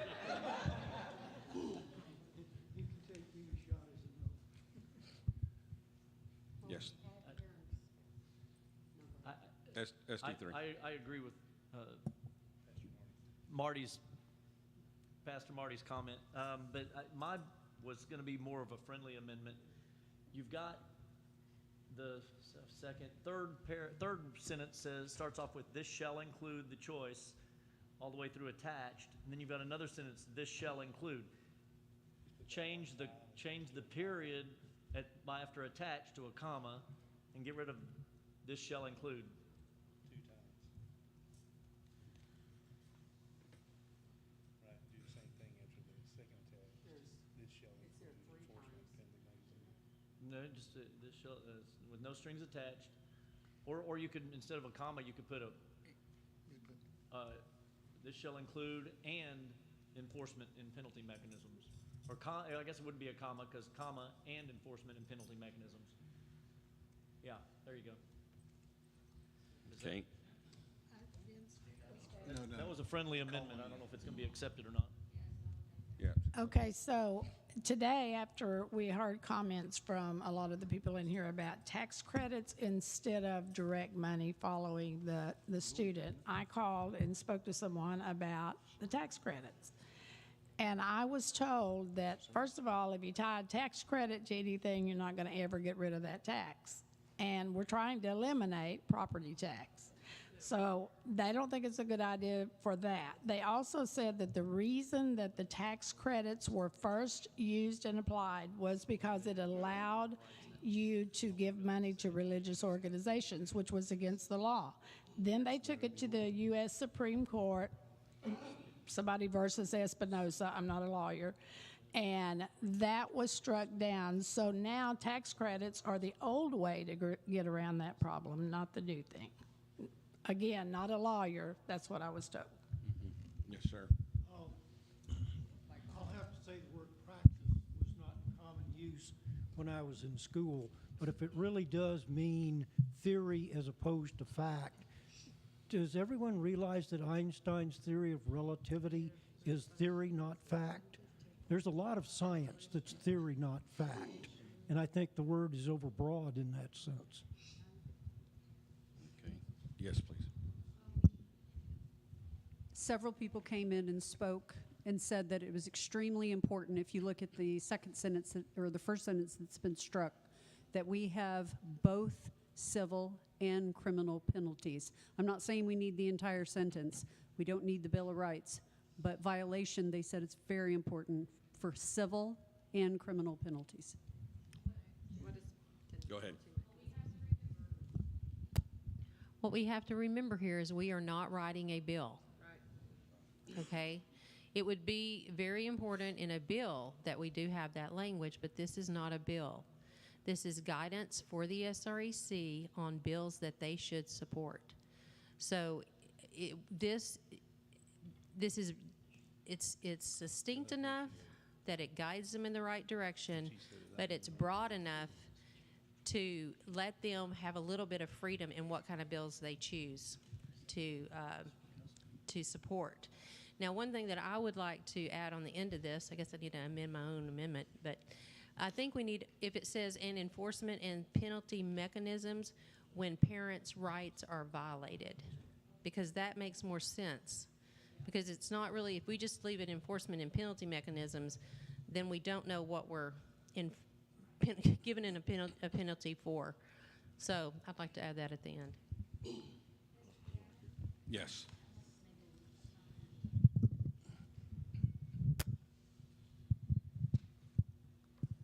We heard several negative comments during testimony about the phrase "without strings attached," and to be honest, that can mean anything. So should we specify more, without government intrusion, or make it more specific than just no strings attached?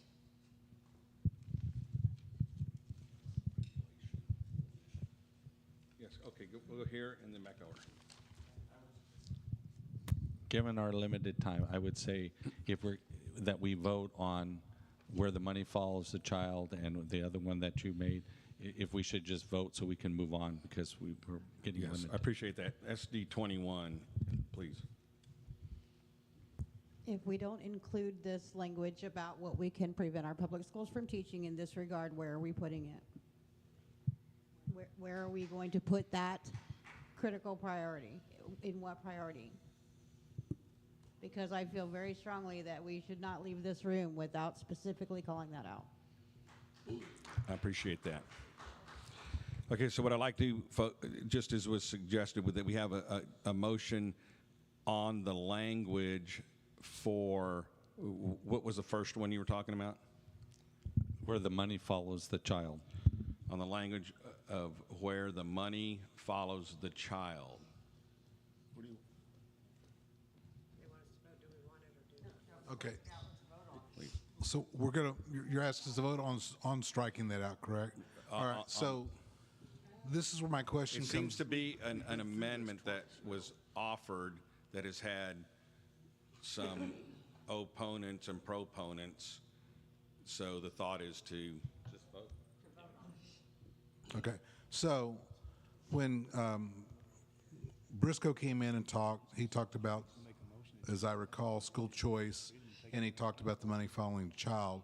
Every time I've ever heard the term school choice, it's always followed by the money following child. Then the intent of that is, if I'm paying $8,000 a year in taxes to go to public school, then let me have that $8,000 to go to private or to invest in my thing.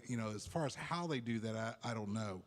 I was real shocked at some of the objection to strings attached. I thought that's a strange thing to say, but that's fine. But that they were also concerned about the money following child. There seems like there's a mini group in there. When if the money doesn't follow a child, then I'm not sure what the school choice is. So I feel strongly, I believe, I don't know about the strings attached, and maybe you should say money follows the child in quotes, because it's a phrase. We don't mean it literally. We're not saying cash. It's a phrase or a term. So I would suggest that. But I think again, you heard the two legislators when they came in, they both talked about this, and school choice and money following child seems to go together. Okay. Please.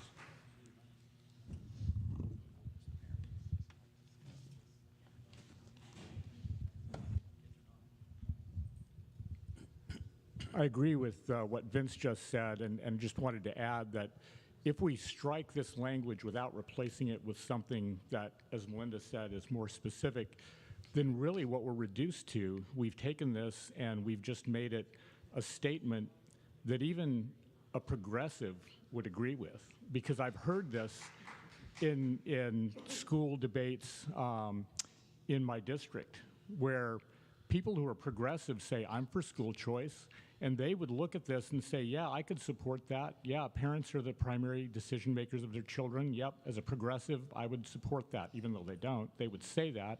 And they said, it's an inalienable right. And they said, yep, we've already got school choice. You can send your kid really to any public school you want. And if you've got the money, you can send them elsewhere. And yeah, if someone violates someone's rights, they should be penalized. So a progressive could agree with this. So I think if we take out that phrase, then we've really taken the teeth out of this entire amendment. So, Yes, so just this is not my position, merely an observation. If you take out the concept of money following the child, that is already the position of the state of Texas. You already have a choice to take your child and educate them however you want. If we're not talking about government funds, then this is a wasted priority because you already have these rights. Mr. Chairman, I call the question.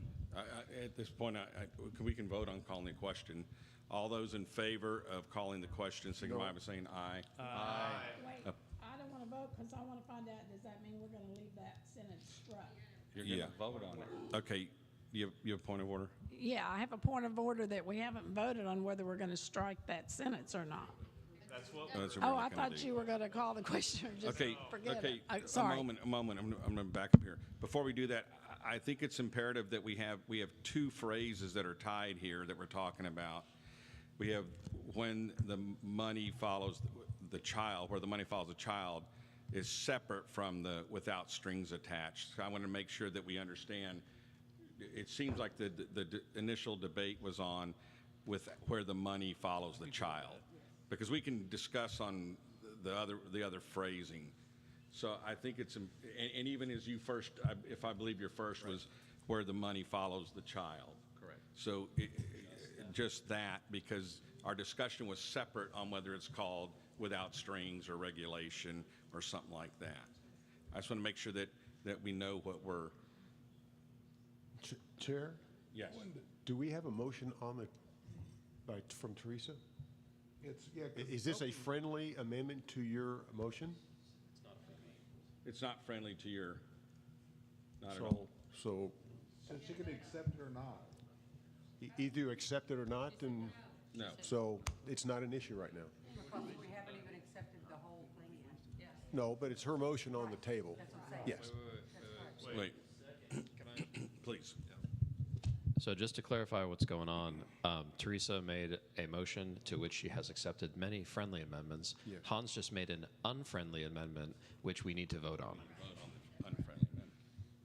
Or she accept. She did not accept. She did not accept it. So we have an unfriendly amendment. Excuse me? Okay. So the amendment that we're voting, we'll call it an amendment to the amendment. And that amendment to the amendment is whether we keep or strike where the money follows the child. So the amendment is to strike. The amendment is to strike it. If you're in favor of striking it, you would vote aye. If you're opposed to striking it, vote nay. What's that? Second. Oh, yeah, there was a bundle of them. Okay. Mr. Chair, you made the motion, correct? No, I'm just. Who made the motion? Hans made the motion. Oh. I was just clarifying it for the members so that everybody understands what their aye is and what their nay is. Okay? So the amendment is for all those in favor of striking it. Aye. If you're opposed to striking it, nay. Okay, Wait, so I'm sorry. okay. I vote aye, I'm striking it. Yeah. Okay. Yes. So all those in favor of striking this language signify by saying aye. Aye. All opposed? No. No. Yeah, the nays have it.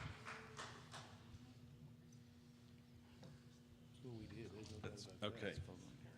You had another amendment, you want to, as an amendment, and then we'll see acceptable to the author, please. Okay. My amendment is to, if you'll accept this, either put that sentence back in about the CRT, or did you have a substitution that would accomplish what we're trying to do with that? And I know that you said that you didn't want to be as specific because that like limits to, you know, what they could change, but we did discuss that when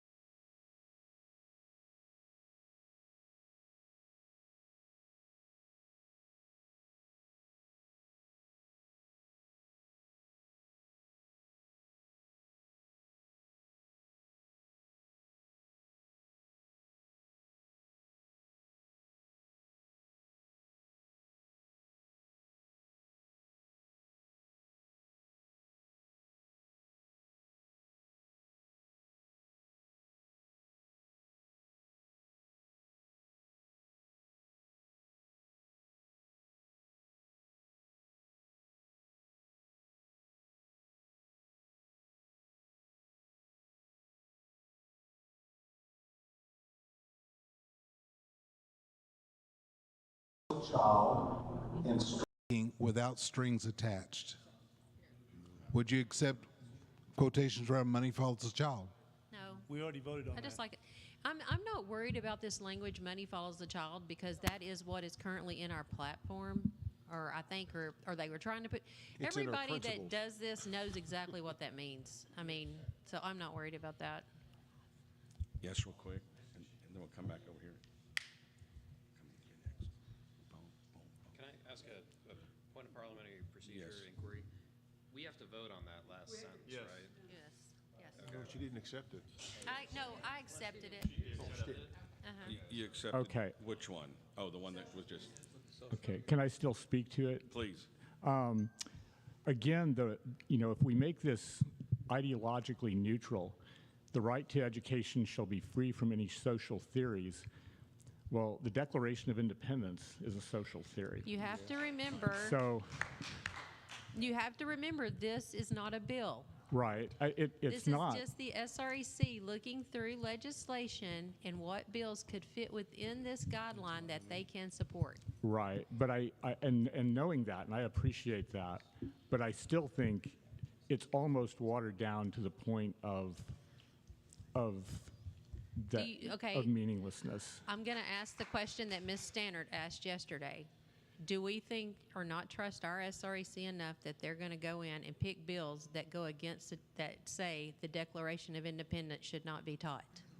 No, I mean, I totally trust that's you. what we got to think about. This is for them, and it's also to guide the legislature, our Republican legislators, not the Democrat. This is strictly for the Republicans and for the SREC members. This is not a bill. I'd like to call the question. We only have 45 minutes for the other 14 some odd things. Let's call the question on the amendment. Okay, members, the motion is to call the question on this particular priority. We had a second. All those in favor of calling question, say aye. Aye. Opposed? The ayes have it. Members, the amendment is to adopt the top paragraph of this block between the two brackets as the language going forward for this priority. All those in favor? Oh, I'm sorry, do you have a motion? And then we have a second? I second it. Okay, all those in favor, signify by saying aye. Aye. Opposed? Nay. Okay, the ayes have it. Mr. Chairman, Yes. I would like to consider Wait, the now we took out the- money falls. the taxpayer-funded lobbyist priority. No, it's still there, okay. Sean, you forgot to move, okay. Mr. There's a Chairman? bracket at the end. Okay. That you forgot, okay, you got it. Yes. I know we've already ended discussion, but I think if we're going to end it with that, we need to change it, the name to just educational freedom and take parental rights off because there's no parental rights. I in it. have a motion about that. Yes, the parental rights are at the beginning. It needs It's to all say- about school choice. There's no parental rights. No, it says parents are the primary decision makers for their children in all matters. That's the parental rights. So it should The be split. authority shall be protected as an inalienable right. That is about parents' rights. I think we need to change the title to parental rights and educational freedom. I think we need to switch those two. Is that a Because the- motion? Is that a motion? Because the first two sentences are about parents' rights. Yeah. We have you have a motion to flip Yes, those? I have a motion And to we have a switch second. those two. All those in favor of reversing those from, as shown in the picture here, signify by saying aye. Aye. Opposed? The ayes have it. Great. We have a request to go on next to the eliminate taxpayer. You have a hand up. Thank you. I agree, but he had already, Sean, can I see that? he'd already been, I have a motion. yes. Thank you. And thank you all for having me. Those of you who don't know me, I'm Walt Smith. I'm a county commissioner for Precinct 4, Hayes County. Thank you. I now have the fastest growing precinct and the fastest growing county in the entire nation. What I would tell you is I've been blessed and privileged enough to serve on this committee. This is the third convention. I was on the original committee. I was on the committee last time, and I'm glad to see some familiar faces in here. This is one that's near and dear to me, and the reason I say that is because of the unintended consequences of what this does. The way that we have this written, I fully support not funding taxpayer-funded lobbyists for any entity or lobbyist which would have an impact on any type of tax structure. I don't think it's right to send a lobbyist to the state capitol to lobby on behalf of increasing taxes or having a direct budgetary impact on our taxpayers and our citizens. I think we can all agree on that. That's not what we want. Where I see the issue is very much twofold. I live every day with over 500 unfunded mandates from our state legislature. Those unfunded mandates mean that we as a county and those local governments have to come up with the income to pay for those things which our state legislature burdens your local officials with. And if you remove the right for me and my local entity to go to the state legislature and lobby that in a way that's effective, it handcuffs my citizenry. And I tell you that, and I'm going to give you two examples that are direct impact for me and my county as examples. I have what I would call a fast-growing county. Over half my county is exceedingly rural, where we have about one person per quarter mile.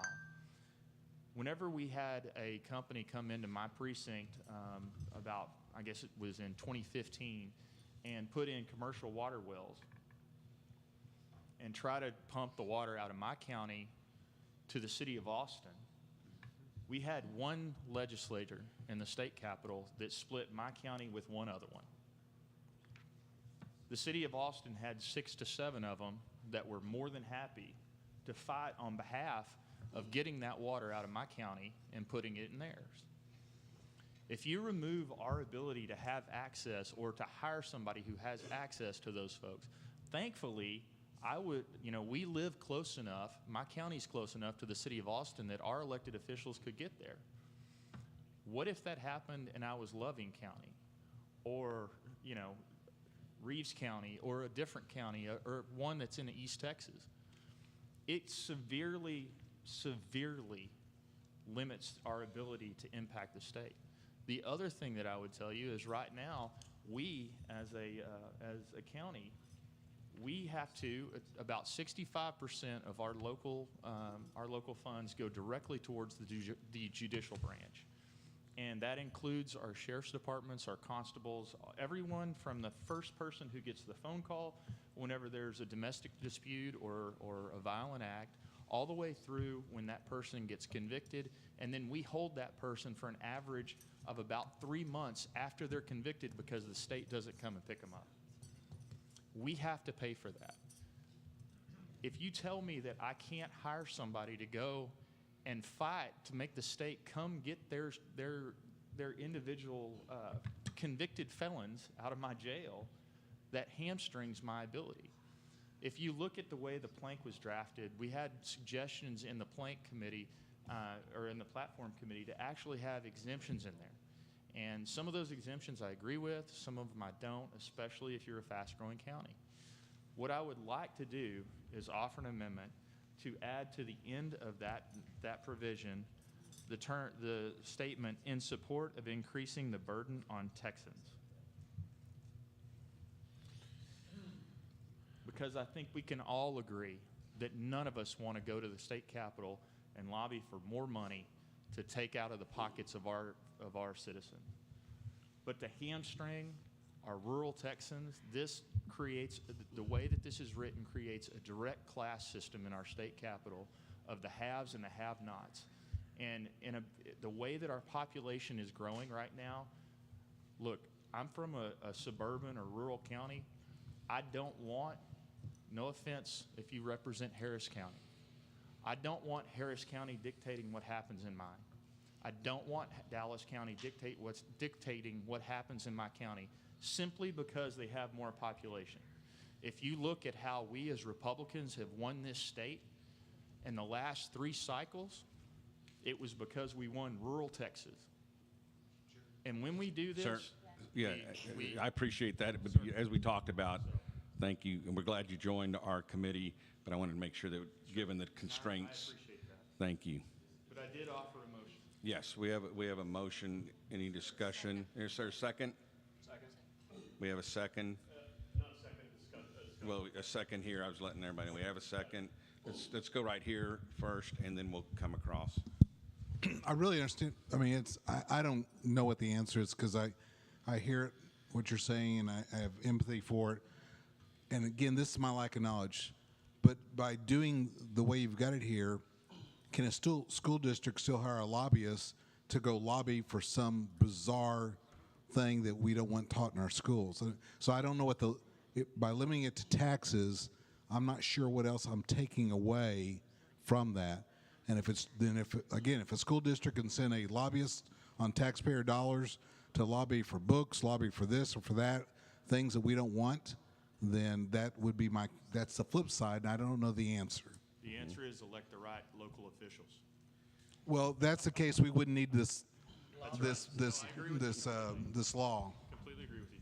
Okay, we're going to go right here. Yes, please. And then Okay, so let me ask you this. In support of increasing or maintaining the tax burden on Texans? No. In support of increased tax burden on Texans. In other words, we don't want anyone to go to the state capitol and lobby from a local municipality or entity to increase the tax burden on local citizens. But what if they're over there lobbying not to cut taxes? That's my question. No, to increase the tax burden. If they want to lobby to decrease taxes from a local entity, then I'm fine with that. You're misunderstanding me. If the legislature is trying to cut taxes if they're over there lobbying not to cut those taxes, that's what I'm concerned about. I think it's semantics, but if you have a friendly amendment that would clarify that, I would be more than happy to. I'll call the question. Do we have a? Yeah. I'm going to call the question on this amendment.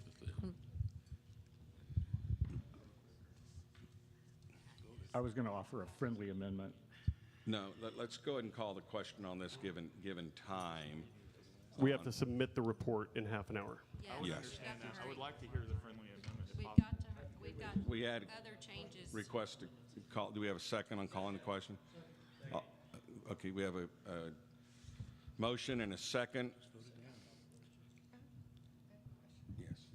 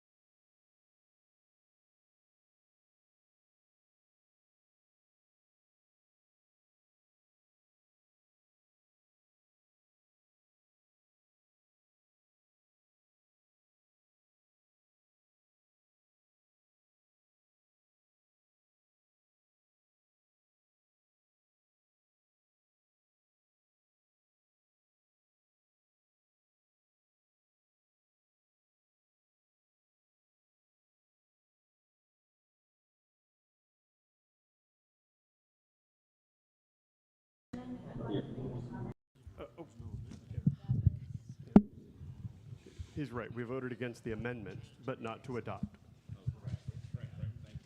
Representative Mays Middleton actually added some clarification to this because he referred to registered lobbyists, that this should apply to registered lobbyists, and then that allows city officials, county officials, school districts to lobby as they see fit. But he really wanted this directed against the registered lobbyist. Well, I would clarify that as well, though. It prohibits trade associations by doing that because under state law, even an employee of our trade associations have to be a registered lobbyist, so that way they have to divulge exactly what they get paid, what we pay them, which is the right thing to do. And in order to do that, you have to register. He just stated that it specifically would not apply to the city officials because that question was asked. It doesn't. Okay. Okay. Yeah.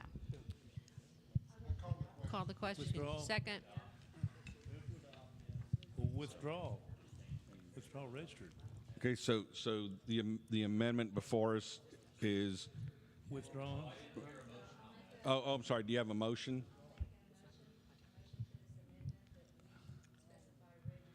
Is there a second? It does. To add registered before lobbyist. Is there a second? Hearing none, the amendment fails without a second. Members, we have a motion. We have a motion to adopt the language as is for ban taxpayer-funded lobbying. And I'll All call the those in question for good favor? measure. Yeah. As I'm making please do not. Thank you. We're going to adopt the language. We are? You want to vote on it first? The amendment is to adopt the language for ban taxpayer-funded lobbying as is presented before you. All those in favor? Aye. Opposed? The ayes have it. I'm going to go here, and then we'll go next to you, please. Go to abolish abortion. And the language we have here, people, I want you to know I am pro-life, etc. I just question if we can, it's great to pass this here, but can we ever get it past the public? You know, I've talked about the ladies that have been raised, 2 generations have been raised that abortion's okay. But have you thought about it in vitro? This means, and I know many Christian families, they don't realize that they're killing the babies in the in vitro process, but we are saying that the in vitro is now illegal and that they'll be subject to punishment because they kill the embryos. Yeah, the baby. And I agree. But I'm telling you, when that's what they're going to use against this, and so many Republican women, so many Republican men, so many Christians, you know, that's a practice they use. They have no idea, and I just think it's such a shock that we're going to lose ground. So I offer that for consideration. I agree with it 100%, but we still got to get bills passed and save lives the best way we can. And so I want you to consider the in vitro part of it. Mr. Chair. Yes, my motion is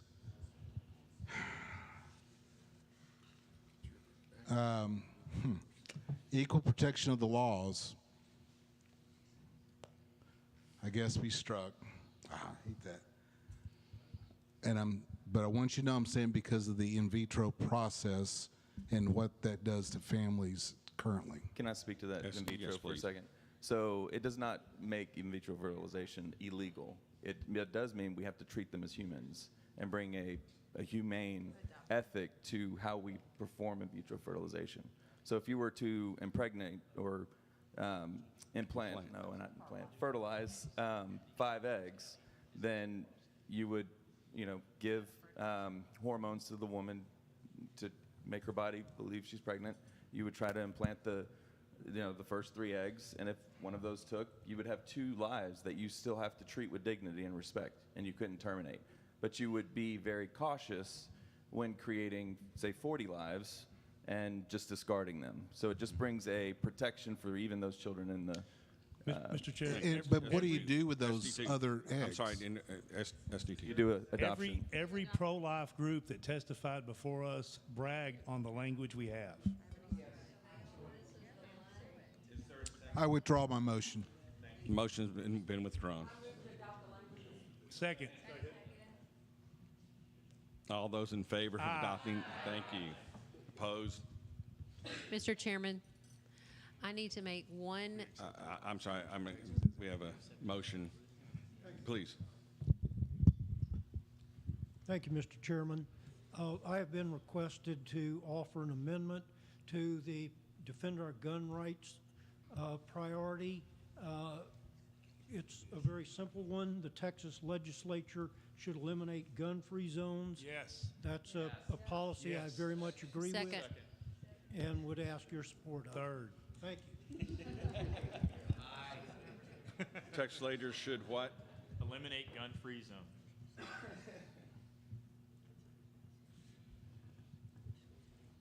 Members, you've heard the motion. Is there a second? Second. All those in favor? Aye. Opposed? Ayes have it. I need to make a, Adopted.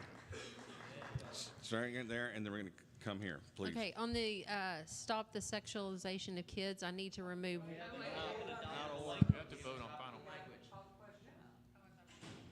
What are we calling the question on? We have a motion to adopt language written. Second. All those in favor? Aye. Opposed? Got it. Okay, on stop the sexualization of kids, I need to remove one little part of that because it's where it says, which allows sexual performance by a child under the guise of education. We need to strike the under the guise of education and just say, which allows sexual performance by a child, period. Because if y'all will recall in that code, it said government, science, and we need to make sure it covers all of that. That's right. We have a motion. Second. A second. All those in favor? Aye. Opposed? The ayes have it. We have nays, so the ayes have it. So Second. all those in favor? Aye. Opposed? Got it. Ayes have it. I was going to go here and then over. Okay, we're going here and. If you go to the last tab on there, go to A26, last tab, right? Yep. Permanent testimonies trial. There you go. Scroll down to A26, 5. There you go. Adding that language to the end of it. Non-biological. I agree. I think that would be good. That's more inclusive.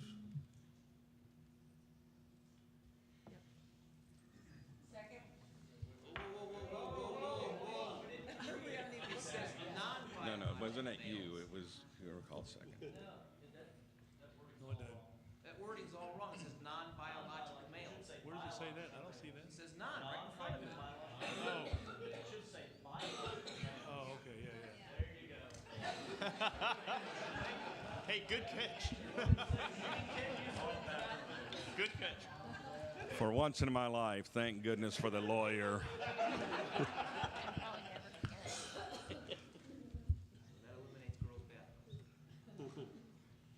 Second. We have a motion. We have a second. Could I offer one friendly amendment?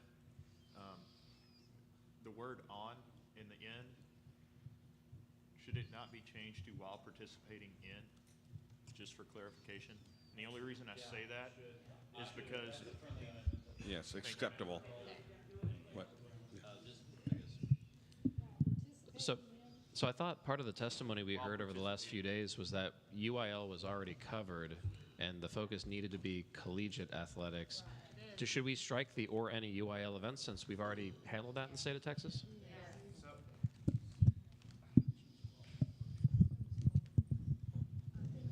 So the concern that I heard was that there are students in bands who are dealing with the same issue, and that is not covered under athletics, but UIL does cover that. That's good enough. Yeah, I think that'll solve the problem. I have another friendly amendment. Oh, there you go. You got it.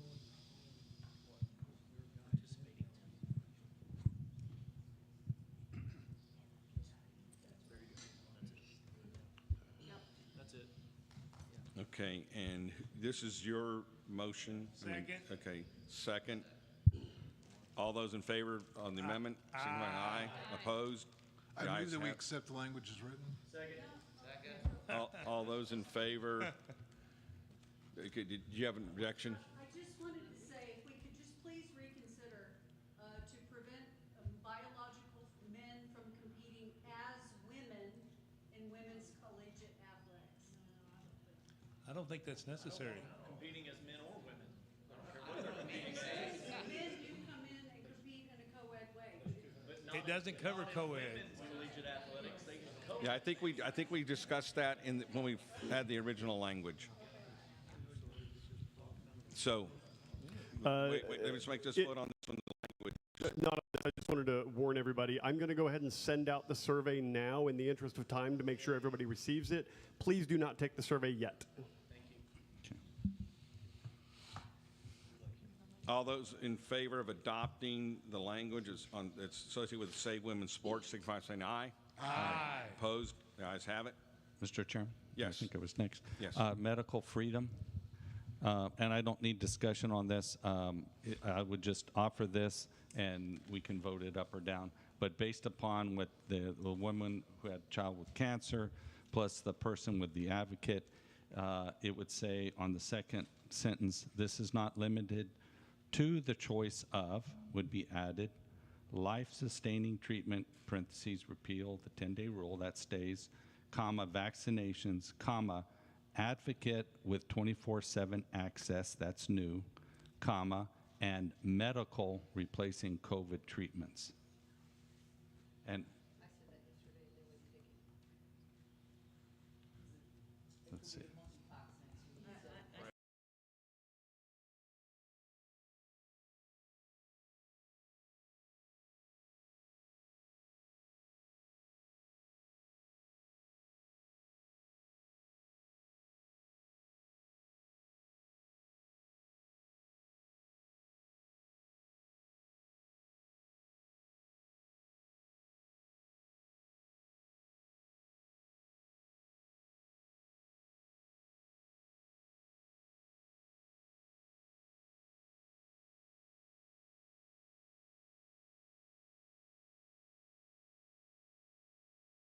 Striking COVID-19.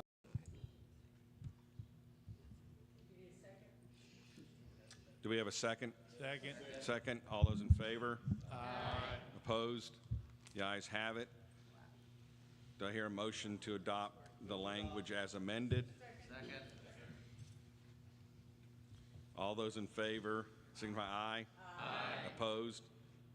The ayes have it.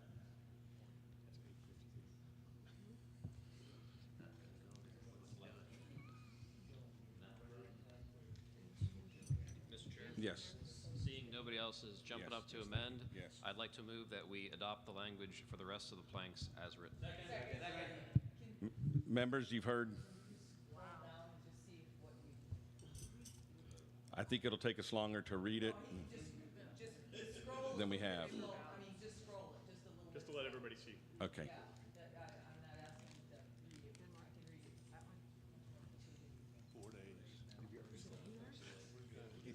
It's in the file. Shelby Williams. That's the question you asked on elections. Are we putting it in paper?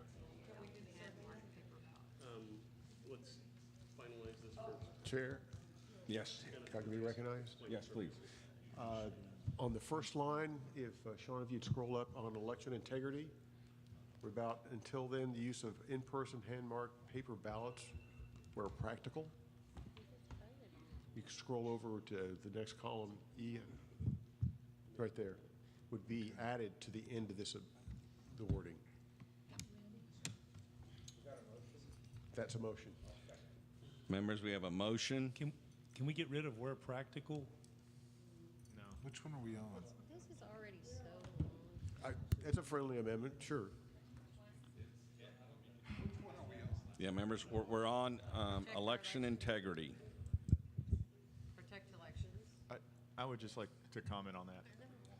Right now, because of state statute, polling locations are split by precinct with an equal amount for all 4 precincts in your given county. I can tell you, just as an example, this year, because of school system, or because of the school systems and churches, we were kicked out of multiple polling locations. In doing that, we had an exorbitant amount of difficulty trying to find volunteers specifically to staff those new locations, especially in rural counties, because you've got those same poll workers who've worked that same location for the last 10 years now, especially if they're older, they don't want to drive at night, or another 15 miles or 20 miles. We tried to scrape and steal every single election volunteer and employee that we could hire off the street to train up for that 6-week period in order to do that. Okay. If you remove where practical, it makes it exceedingly difficult on those county governments who are hosting their elections, number one, but number two, every school board or city election or anything else where they have to move those polling locations. And so that would be my only, And I appreciate that. I'm in a rural area, and I think we're practical. We're not saying everywhere. So, thank you. Not accepted. So you're not accepting the friendly? Yes, please. You know, we've heard everybody, they're upset about election integrity, but from what I've seen, you can have computer marked ballots that the voter can look at that can be audited. The question is the auditing and the elections. Adding this language makes this thing humongous, and I'm just afraid that we're going to lose the whole legislative priority because it is too long and too detailed. Members, we're running out of time. We're not going to have time to get the report in if we don't go ahead and vote on this. I call the question on this amendment. You've heard it. All those second in favor of calling the question, aye? Aye. I wasn't trying to plant that. Any opposed? The ayes have it. So members, we're going to vote on this amendment, adding this language at the end. All those in favor, signify by saying aye. Aye. Opposed? No. The nays have it. The amendment fails. Yes. So members, you called the question? Second. All those in favor? Aye. Opposed? The ayes have it. We have a motion to adopt the balance report as is annotated. All those in favor? Aye. Opposed? Ayes have it. The language is adopted. Now, members, what's going to happen is we're going to get one final survey. Everybody, this is going to be unlike the ones that you've done previously. I have attempted to send out a drag and drop so you can just pull it down and order your preferences. This has to be done very quickly because I do need to compile the results after all the surveys are in and then finalize the report. So if you have not received the email, and please check your spam, from Shelby at shelbyhwilliams.com, please raise your hand. Everybody else has received it? No. Okay, please check for an email from Shelby at shelbyhwilliams.com. It should say Legislative Parties Permanent Committee Final Ranking. Shelby, did you get mine? Sounds right. Oh, you already took it? Did you get mine? I haven't seen yet. So can we go ahead and take it? I'll check in a moment. Yes, Legislative Priorities Permanent Committee Final Ranking. That's the title of the email. And you may take, it's got the language and it's got the ranking, or It does not have the language. You'll Okay. have to refer to the Google Doc for the working document for the language. yes. So since we adopted but the language, yeah, we're ranking but I did the put topics. the link to the Google document in the survey. So if you click on the link in the email, you can take the survey. If you need to refer to the language, I think everybody should be familiar with it by now. But if you need to refer to the language, it's in the Google Doc.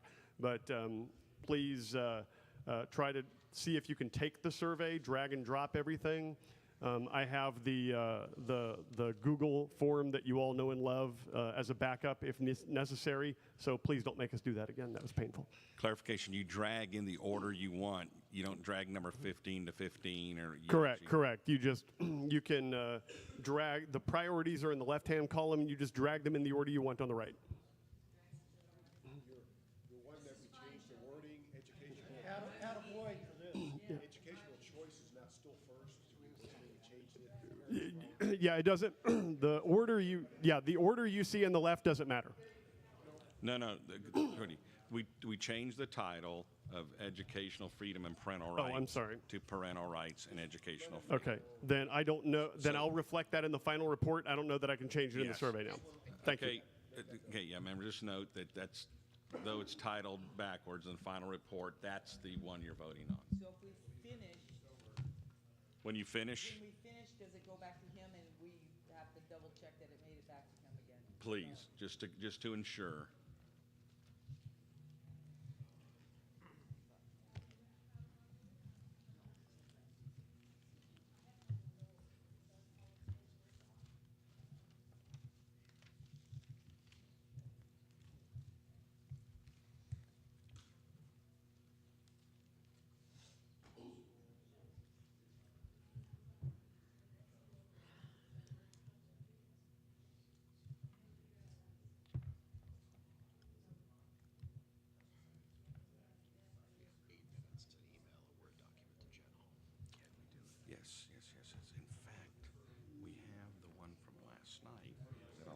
change it permanent, there's a few things here, and that's, I think I'll be able to send it.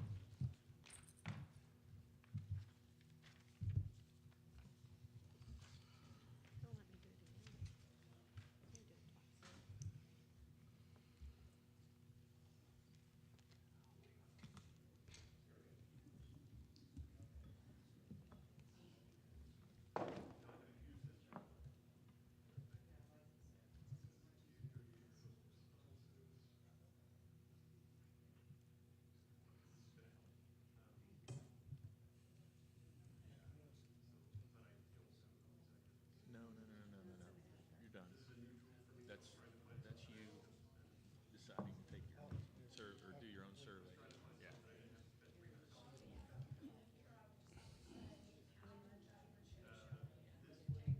Amen. Amen. Thank you. I think he's going to send us the deal.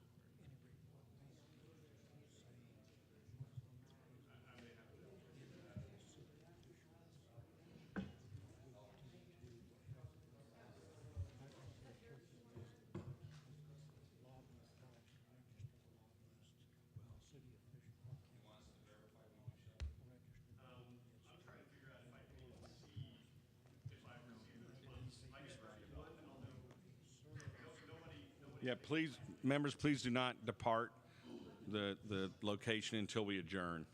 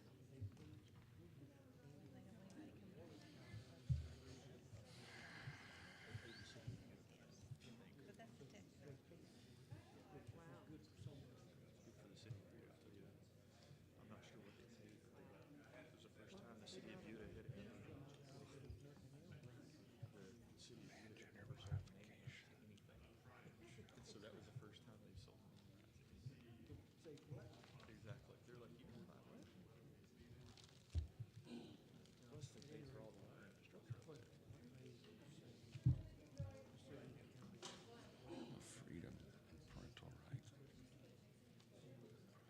Protect medical freedom.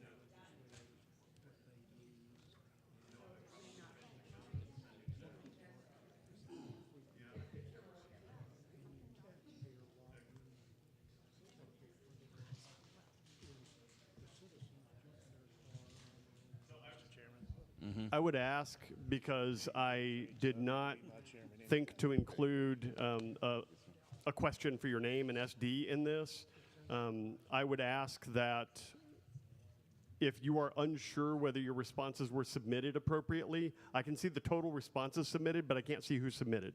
So if you're unsure whether your responses were submitted, please wait until everybody else is done. And if I see 31 results, then we'll know you're good.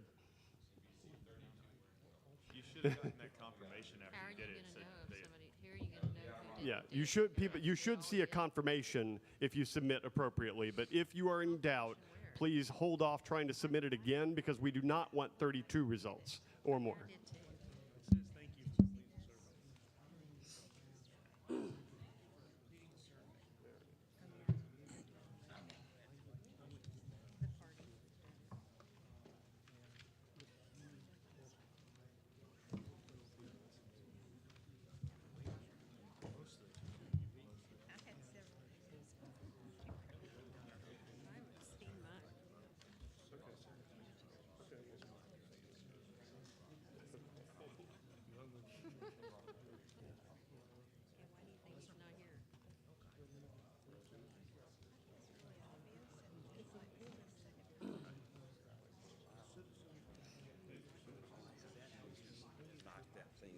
just want to make sure.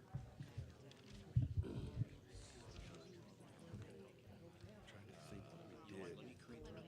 What was the thing?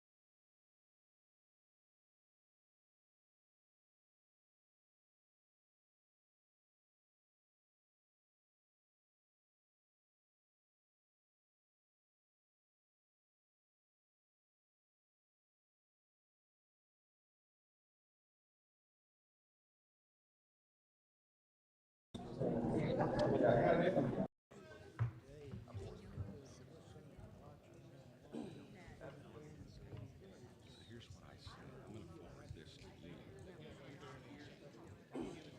Darn it, something happened. I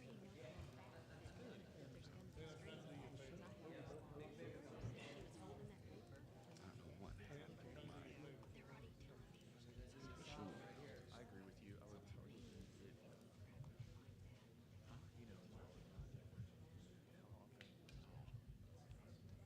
You a new best friend over there, huh? I guess so.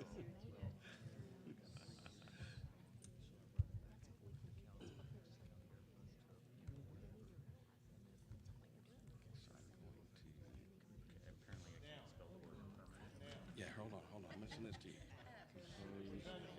Wait.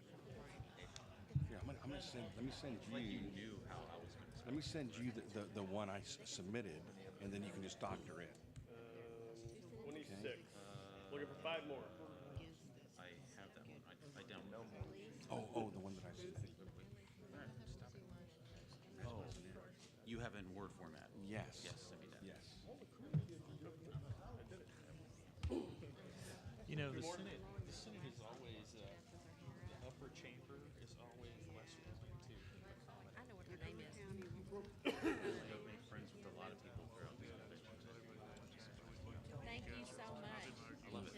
I love it. Yes. I can't even see your email address. Okay. No. This is a brand new tour. I was. Yeah, if we I want didn't think to. it through well enough. It's up to you. I didn't even think it all here. Yeah. I'm not a picture guy, but yeah, we can do that. We can do that. At this point, no. I know the thing is, it's. Hold on. Waiting for 2 more. No. Hold on. Still going. This one we've got here. Okay. Is anybody else still working on your survey? Who is not submitted? Okay. Oh, okay. Good. We're good. Hey. We have not adjourned.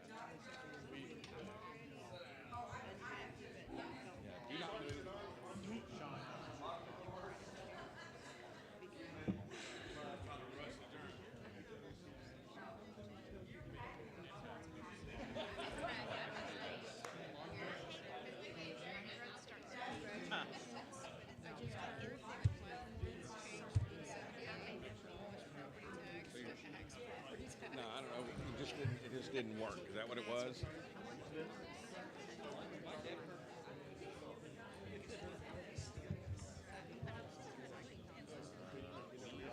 That's a good idea.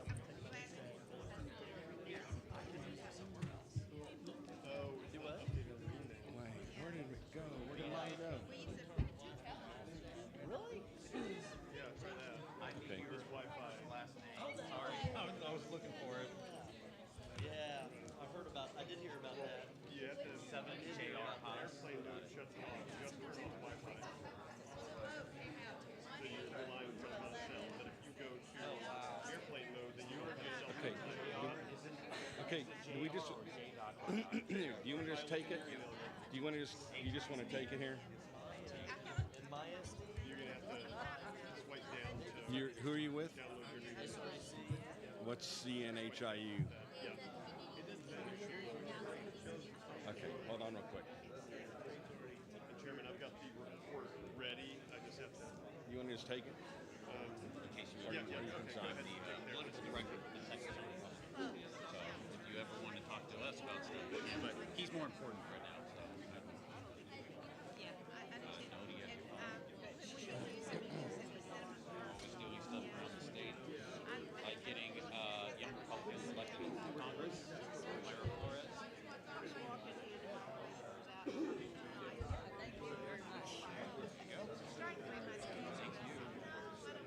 I just want to make sure he's got the final. If we have one more, two more people that are working.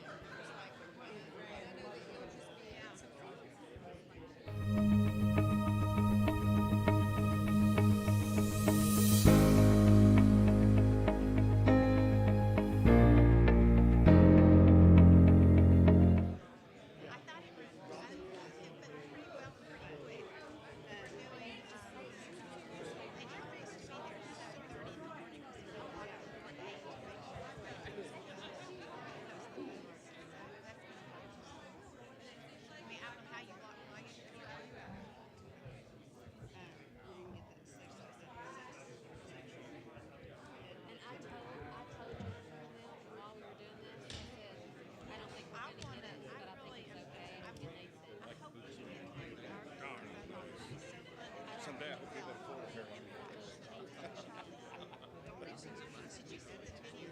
We're taking care of it.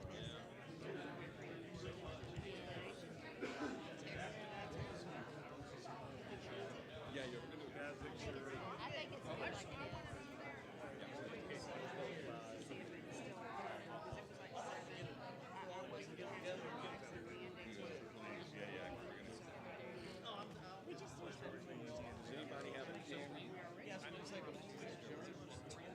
There's just so much stuff.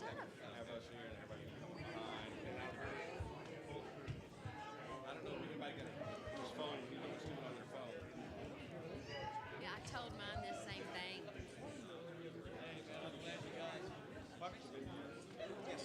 That's what I told mine too. Yeah, I'm glad you guys showed up and helped out.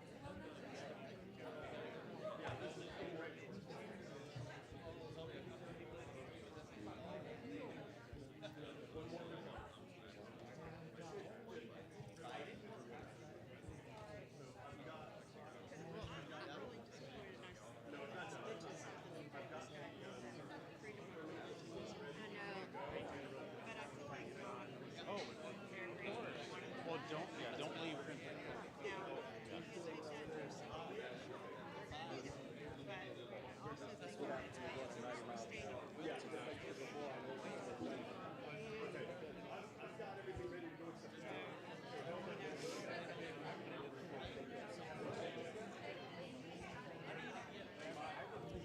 Working on it.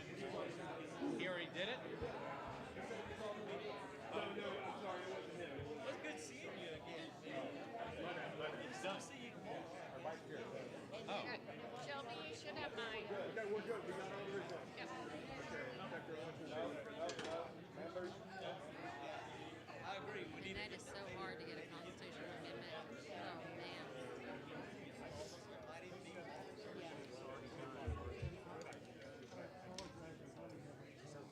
Not yet. Nope, nope, nope. Members, please do not leave. Do not leave. And please hear the. Results up there when it's done?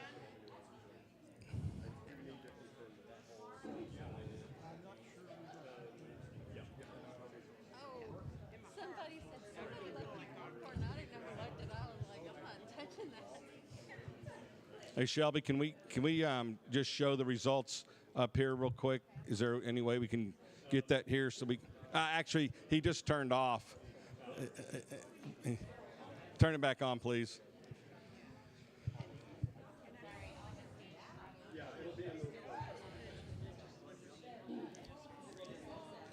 It'll come up in a sec. I'd rather lead into everything before. That's kind of what you're saying. It's kind of what I'm saying.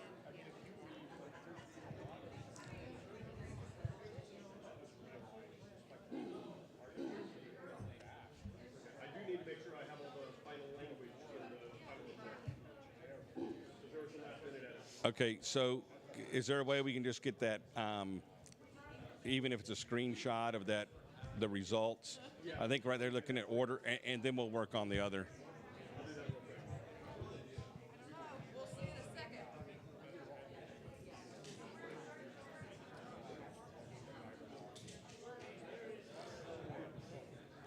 Good. I think he's going to do a screenshot or something.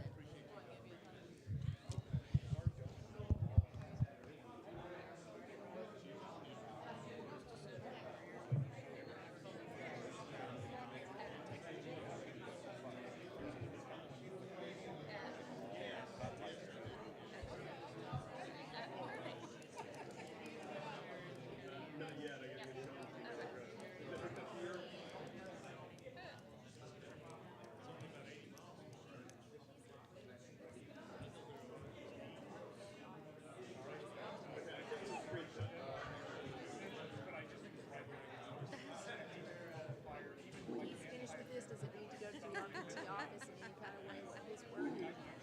Yes, we're doing all that. We have a report that we file.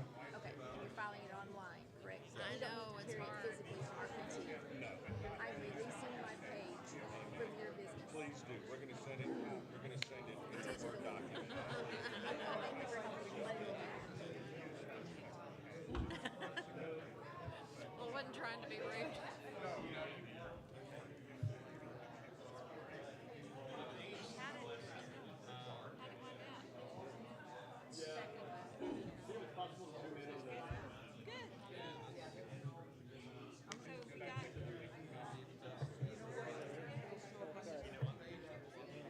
Oh, what's it say? What's it say? I can't We'll read it. email you guys the final report that we submit, and that way it'll have everything. It'll have language and everything. Members, just so you know, we're going to be emailing you the final report that'll have the language, the order, and also this final tabulation will be an attachment. So let me quickly just read them. And just I want to make sure that after I'm done reading them, we're still not quite adjourned. So the first one is protect our elections. Second is ban Democrat chairs. Number 3 is abolish abortion in Texas. Number 4, eliminate property tax. Number 5, stop sexualizing Texas kids. Number 6, protect the electric grid. 7, ban gender modification of children. 8, secure the border and protect Texans. 9, educational freedom and parental rights, which will be reported in the reverse order. Protect medical freedom. That would be number. So protect medical freedom, then 10. Protect medical freedom was 10. Defend our gun rights, 11. Number 12, ban taxpayer-funded lobbying. 13, stop executive overreach. 14, Convention of States. 15, save women's sports.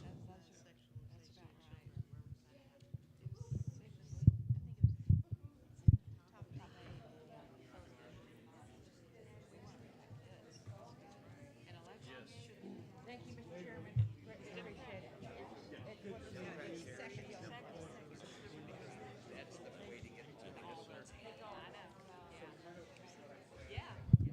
Members, there's been a request that we take. So if we second that, okay. If we could have the folks sitting here in the front row will stay seated, and then we can kind of make some rows behind. And I think that would be, thank you. Yeah, everybody stay seated that was here. I want to sit behind the chair. Members, we're going to line up for a picture.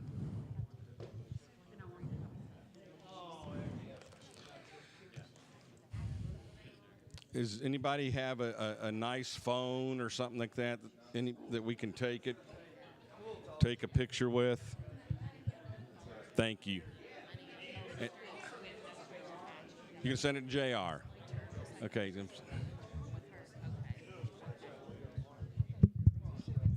Squeeze in, act like you love each other.